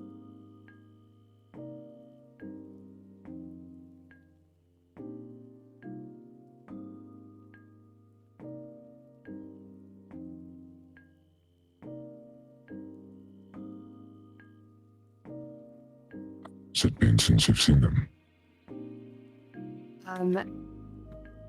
Yeah, I.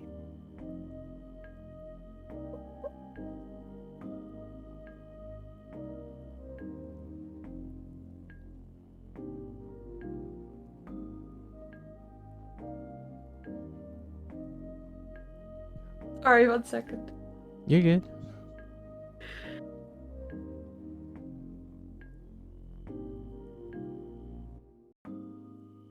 Oh, we lost her voice.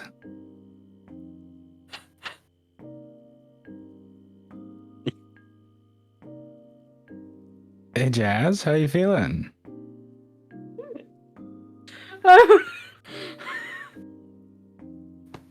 This is a funny scene. Sorry, looking at OOC. No. No shot. He didn't know. This Ian didn't know. dumbass. Ian. I thought I was paying attention. How did I miss You're- How that? did he miss it? You are gaslighting right now. He's No super dads. gaslighting. The Dead character ass. moment at players. What? What? Honestly, I love it. You gotta be paying attention. What is that? Don't worry. This was a whole thing. it was a whole thing. Whole thing. It was a whole thing. Over so many episodes. So at many this episodes, point. and we've been building up. Ian, what? And then So it genuinely was like surprised. 2 months ago. Honestly, here's the thing. I'm really glad that you're having what I should be having right now as Yori. Genuinely surprised. Like, wait a minute. Wait. Where's that? I gotta find that fucking meme where it's like writing this into your backstory and then having to act surprised when it comes up. Oh no way! You have a kid? Wow, that's so crazy. Wow. Oh my god, that's adorbs. This and the funny part, just like above the table, is like, no, none of the characters know. By the way, none of the Yeah. characters. So continue.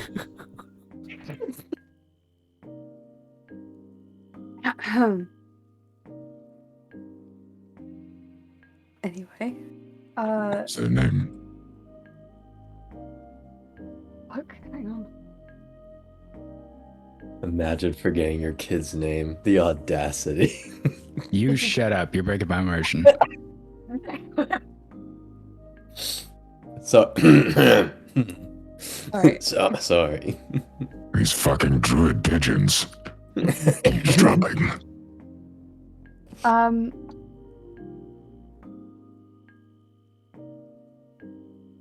Well, that. I suppose I the don't better really. question is, did you name them? I mean, I had a few in mind, but I assume that she probably has a name now.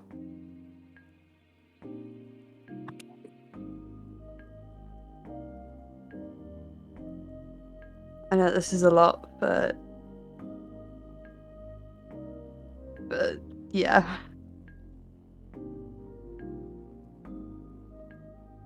But my father wants to find her. So we're gonna do that. So I thought You it want? might be best. Huh? Is that what you want?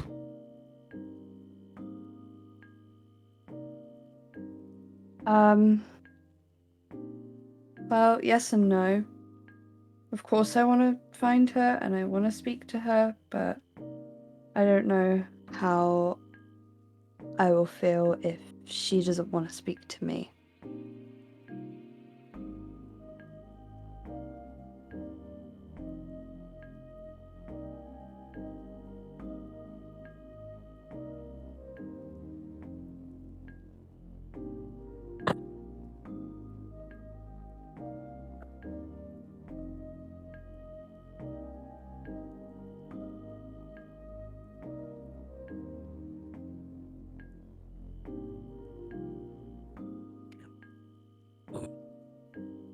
That I gave to Velva. What's up? Say it again. Say it again. I swear to God, I checked all this shit. I'm He said, double-crossing. They're double crossing that one for sure. that's not cap. I fucking, all right. What you already said was, do you remember the pearl I gave to Velitha? Oh. Yeah. I gave it to Velitha because I don't want to use it. But it was given to me by Scotia on behalf of Crasher, my former master. Mm-hmm.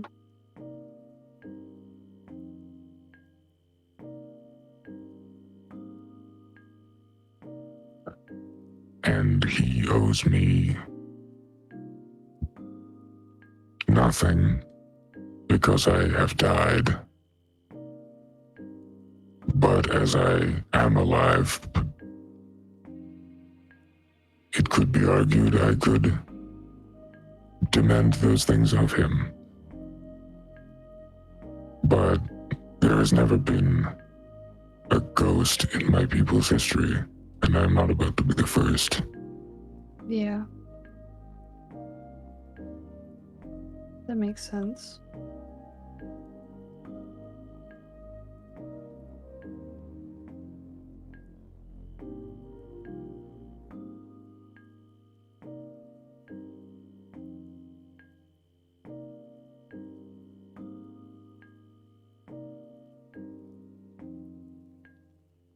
I think she would want to see you. You think so? I do. That really helps. Thank you.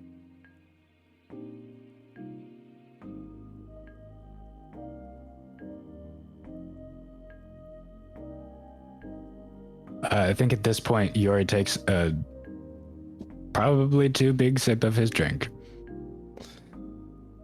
You know what I need? Constitution. An 11 That's is an not, 11, my not guy. good. 11 is not good. It's one of those things, you take a big swing. I'm Millie rocking over here. It's true, like, you're good, but you haven't stood up yet, so, like, you know how it is. You're like, yeah, I think I'm you think you're chilling, honestly. Because he's having this conversation, like, he's not trying to, but I think is actually down on one knee. But like more casually than on one knee. now that I think about it for more than 2 seconds. Not to put a different spin on the conversation we just had. So yeah, he stands up and it. Whoa. Yes, I mean that you're kind of moving a little bit. You're like, wait a minute. And I think you take notice of this. You're kind of like stumbles a little bit as you're kind of. Are you like really drinking your wine? Or are you just kind of just sipping? I'm just kind of sipping. Yeah, as you kind of in your kind of sitting area. Seeing him kind of get up and stumble a little bit.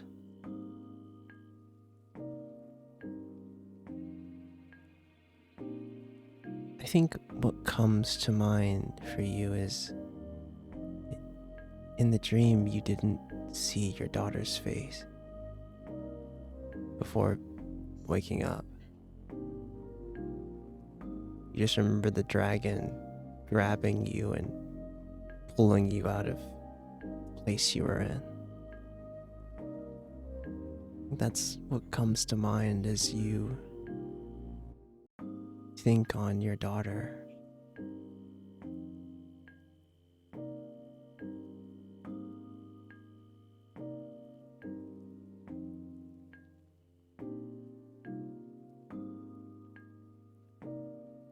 And this Yori says to you that... Yeah, Sorry, go ahead. no, what were you about to say? Yori says to you that she would want to meet you. You just, feel a bit more conflicted. But appreciate it, I think. Appreciate the sentiment.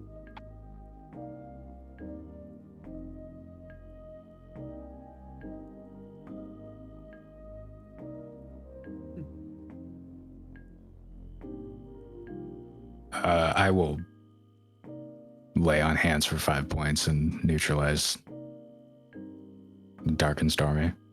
I don't need to be stumbling in that around. That's improper for a night. True.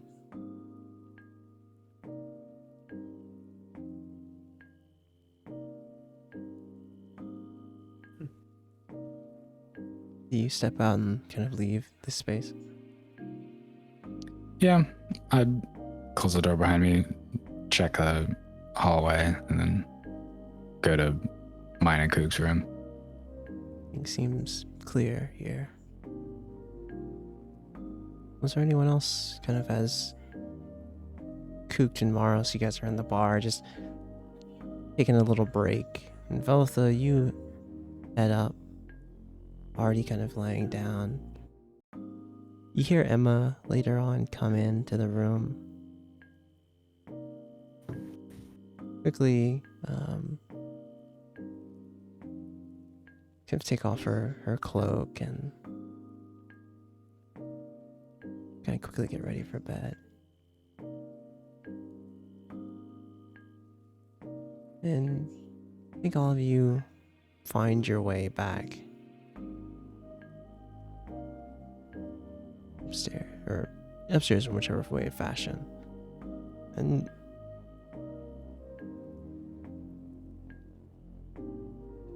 to the next day.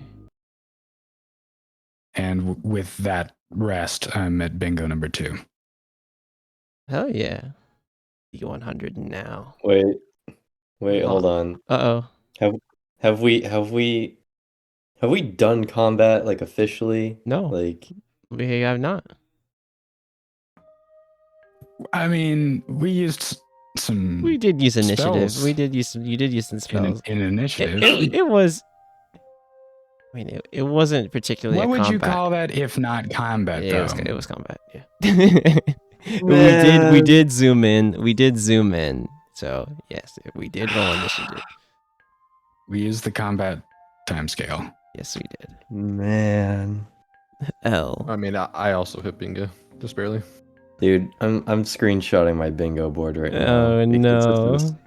This is I have extreme an additional pain. 1, 2, 3 that are one off.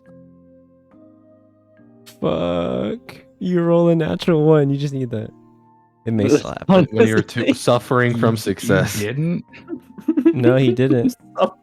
Suffering from Suffering. success. Freaking 45. Okay, what do we have here?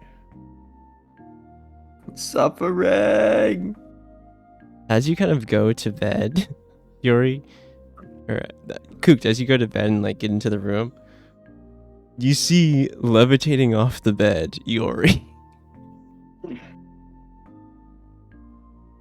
You like go to wave your hand underneath him, and it's just he's fully levitated. Am I awake while this is happening? No. Hell yeah.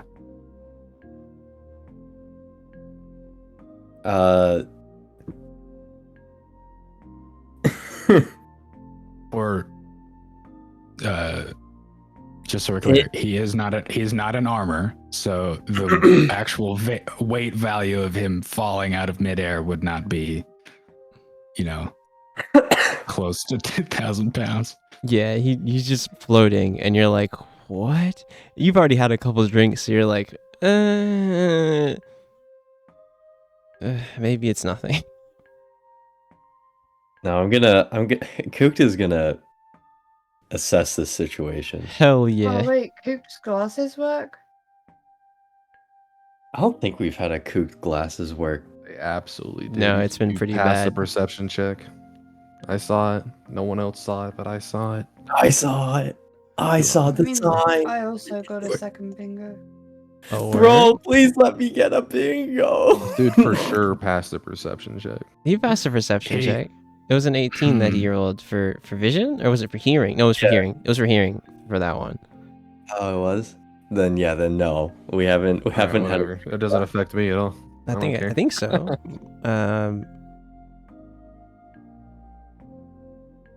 No, you did pass one for hearing because you heard the voices. I thought I'm gaslighting myself. I won't have that If happen. only we could roll the clip. Oh, Wait, Veltha. Wait. Editor, editor. pull up that clip. Yeah. Wait, Veltha rolled a less than a 10 on initiative. I When did rolled a that net happen? less than 10 on initiative twice. Yeah, it was a 7. Yeah. Yeah, it was a 7 and then a 6. Yeah. Oh As you go to bed though, you yeah, you already did have a daddy issue moment. Yep, I do recall that. Yeah, it Glad was you 2 do. minutes ago, Oh, my yeah. guy. Yes, it was. she Yes, has it a was. child, Ian. She has I'm a relieved child. to I'm relieved to hear that you heard that part. Wait, did Emma bum everyone out? Yep. Yeah, I think so. Man, And- if that's the case, Wait, did the team have an entire I have a second ADHD bingo. moment? We did not. I've been on pretty well tonight. Okay. well, I have a I second guess bingo on we- the bottom. Wait, we have mirror bingo boards. I have the other diagonal in the bottom row.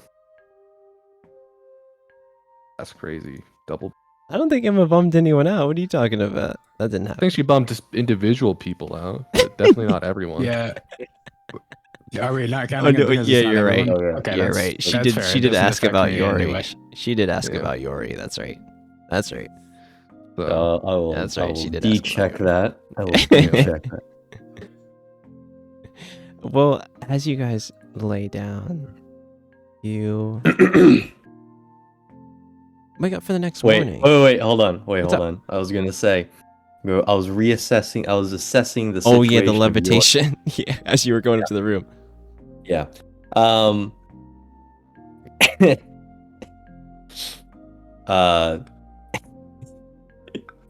I quickly run downstairs to the bar in a slightly drunken state of mind Oh no. Here we and go. ask the barkeep, This is Hey. metagaming. "Hey, do you have whipped cream?"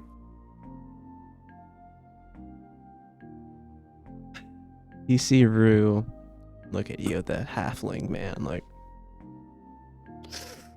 shorties. I'm like, okay, strange request.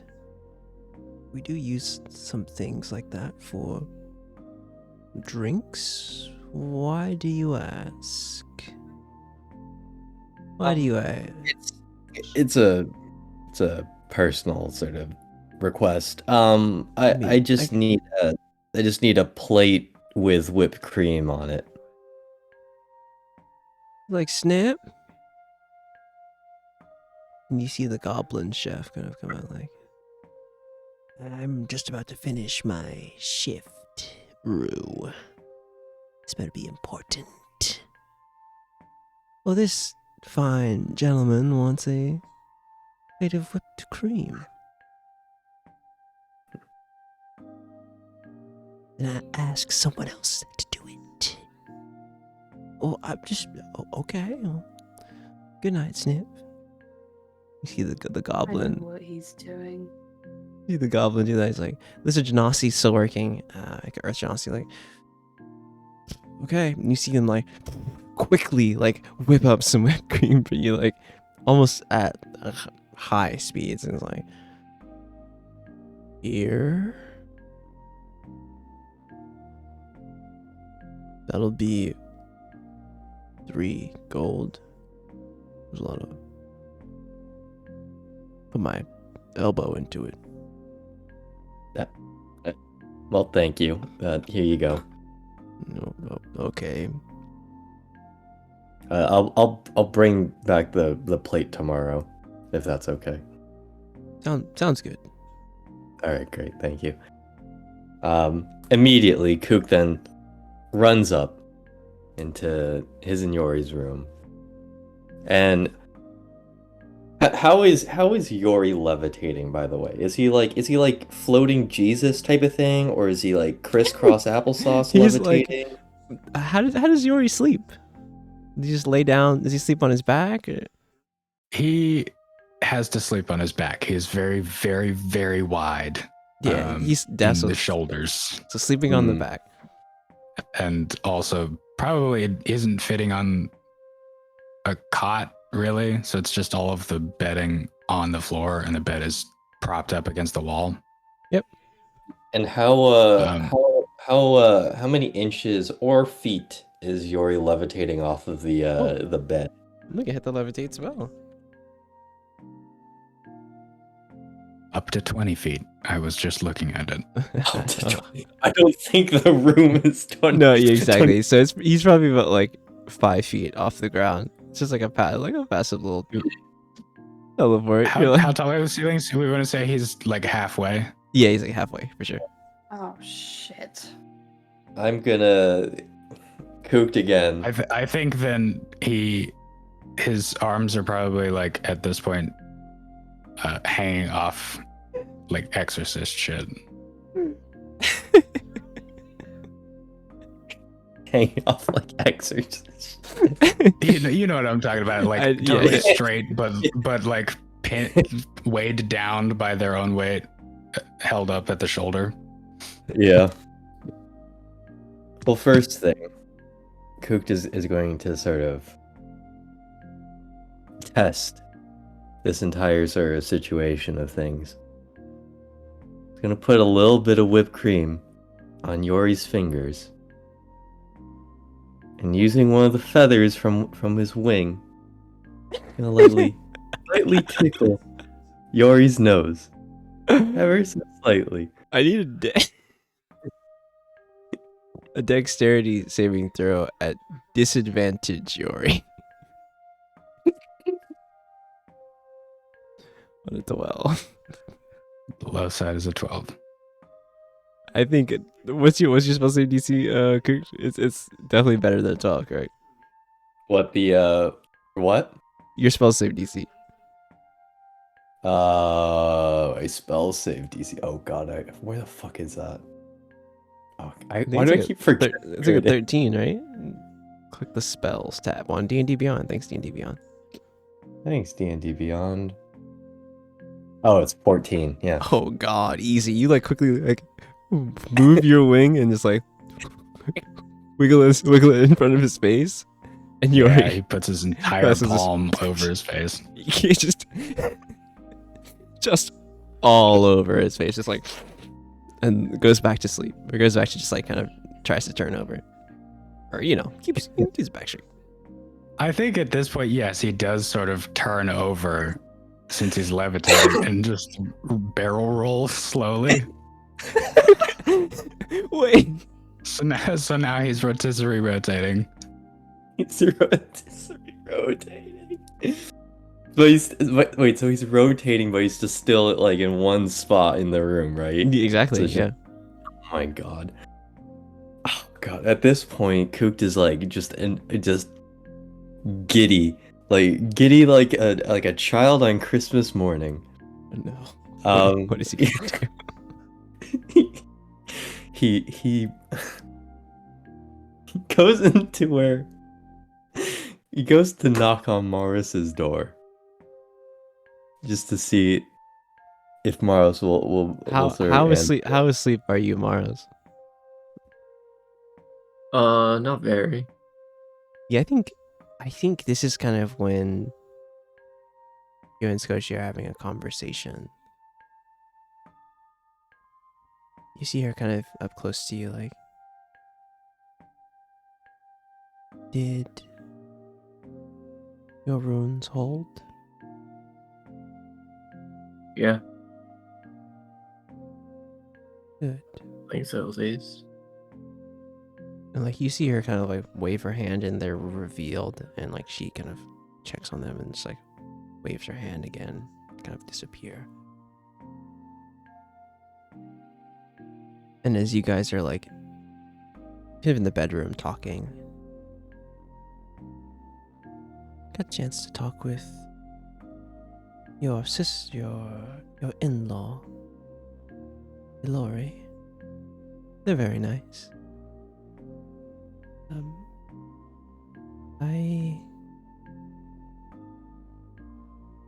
Moros,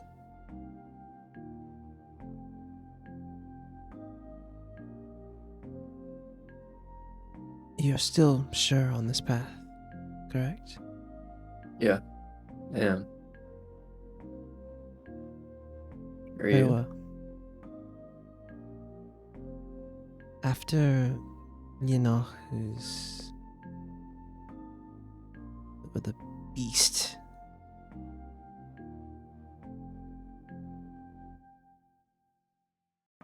attack, I questioned being here, and I don't know, I think I owe it to Emma to stay. If that's what you want, I'm with you in that.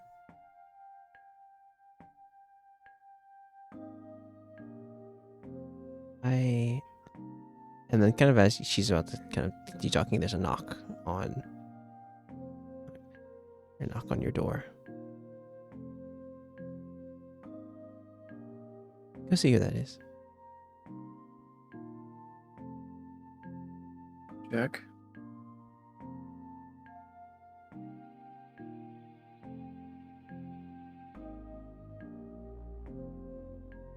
As you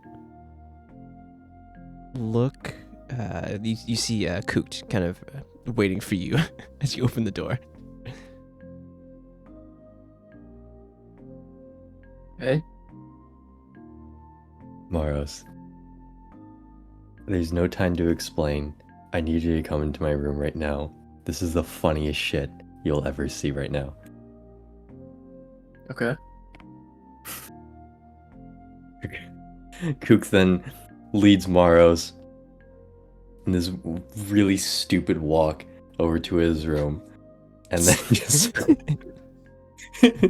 lets him into the room first and just presents the nonsense. What Yeah, the Mars, fuck is as you look in, and as Cook like holds his hands out to present, you see Yori loading whipped cream on his face, in a weird position as he's levitating about like 5 feet or so. Probably off the ground. slowly bumps into the wall and starts spinning the other direction.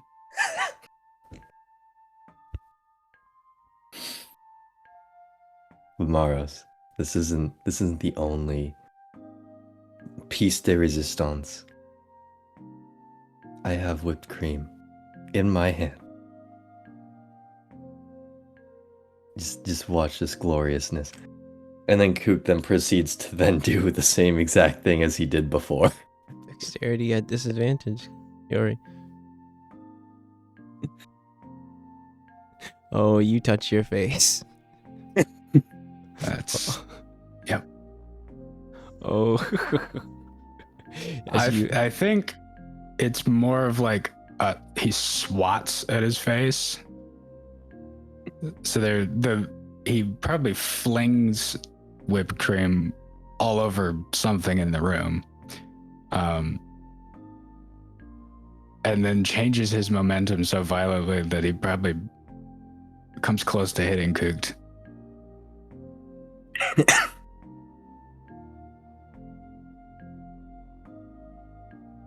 What is like, as I look over to Maros, what is Maros's reaction to all of this?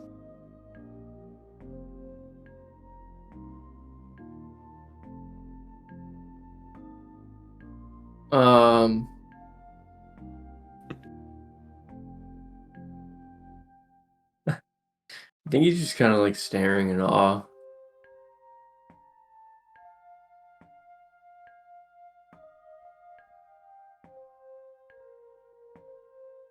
I need.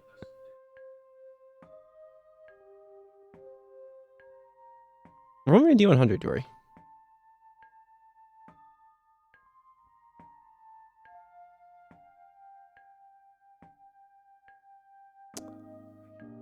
You do not wake up. At this point, as I tell Maros, all right, that's all I needed to show you. You can go back and do your thing now.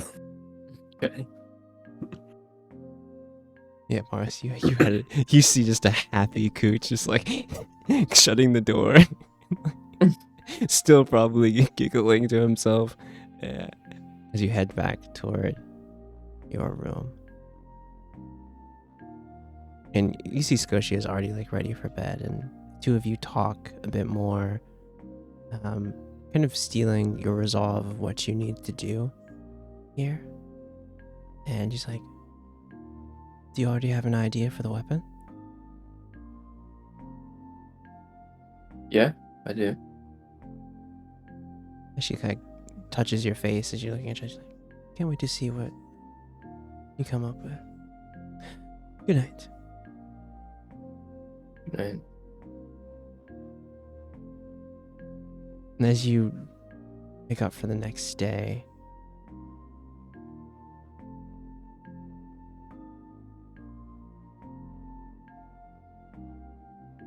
Yori, you make your morning run,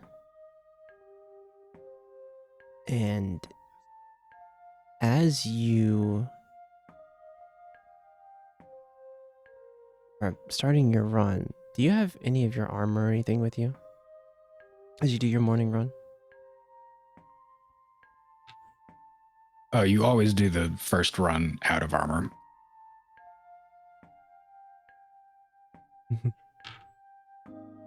As I need you as you're running and going out to the perimeter of, do you go outside of the city on your run or anything like that?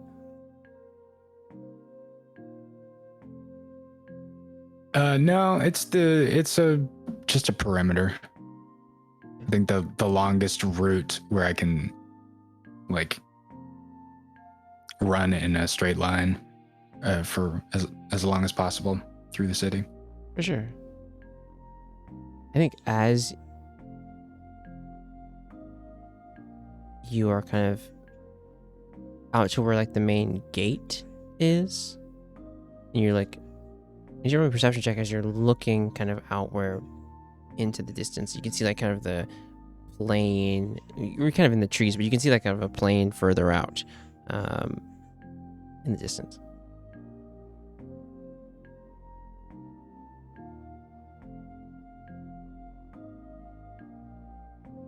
One more time, I had an ADHD moment. You're perfectly fine, and so did I.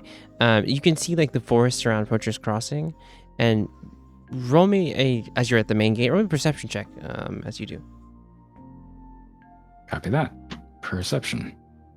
19. 19's good. In the distance, Yori,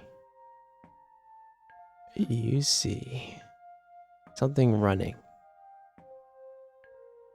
Something small humanoid running And as you kind of pause and kind of look, do you look closer as you kind of see this scene happening?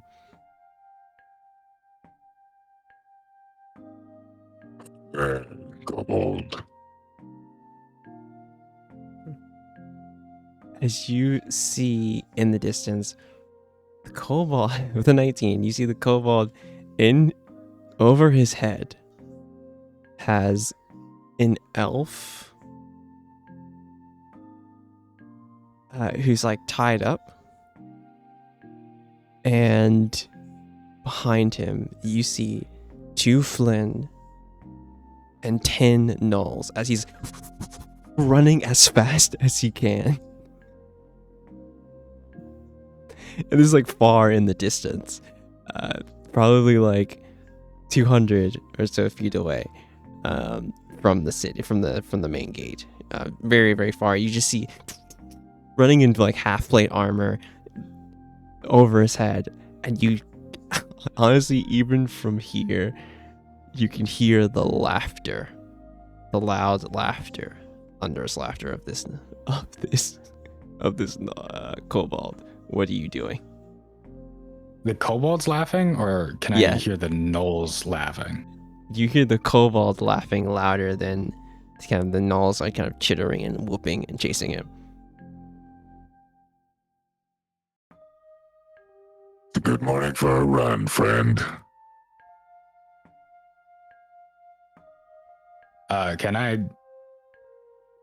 Does he seem to be having the time of his life carrying this person, or do I think it would be beneficial to He assist? What's his top speed? it's normal. He's only going 30. He only got 30-foot movement speed. He's definitely dashing though. However, there is 10 regular gnolls, 2 Flynn, and you fought the gnolls before. These are very similar to those. It's just him and a tied up elf. What are you gonna do? Yuri will try and deftly pick up the elf into a sort of like fireman carry. He goes, he's like, oh, as you did you like run out to him basically? Yeah, I adjusted course so my run would intercept him. Yeah, he the way he's going. He like, oh, thank you very much. I think introductions are kind of weird right now, but if you could untie my friend here, String here. Less talking, more feeling the burn. Oh, I just wanted to get String out of the way. Breathe. I just wanted to get String out of the way. And you see him like fully like Akira stop and pull the buckler out and the shovel. And you see him facing down. He's like, if you would, on my back here, there's a bow for Miss String. And if you could untie her and give us a bit of a hand, that would be very beneficial. And you see him like swing the shovel like a sword and turn I would to love face them. to take a look at where we are in relation to the city. The city, like I said, is like 120 or so feet. He's purposely stopped here. It seems like that's his intention, but purposely stopped out from Poacher's Crossing. Like, you hear him whisper to I himself, suppose they shouldn't get any closer, should they? they should not. And you hear him like breathe in deep, and you hear another yell from, like you kind of heard from that he was laughing, and a very loud yell toward all of these kobold, and says, kind of brandishes the shovel like sword. He's like, for those who can't protect themselves, and for new friends we meet along the way. And you see the shovel glow a brilliant silver And that's where we're gonna end it. Yay! And we're gonna be going right into the thick of it next time. But Yuri by himself, we'll see. Hell yeah! Thank you guys for stopping, and I appreciate you, and thank you guys for bearing with me. We in the mine got our pickaxes. But yeah, you guys have enough materials to now forge the weapon, which hopefully happens soon. But yeah, thank you guys for hanging with us. We'll be back next week, right? Am I looking at the schedule right? Next, cool. Yeah, we'll be back next week, same time, same place. Can't wait. Y'all have a good one. Peace. Bye bye. Good night. Bye.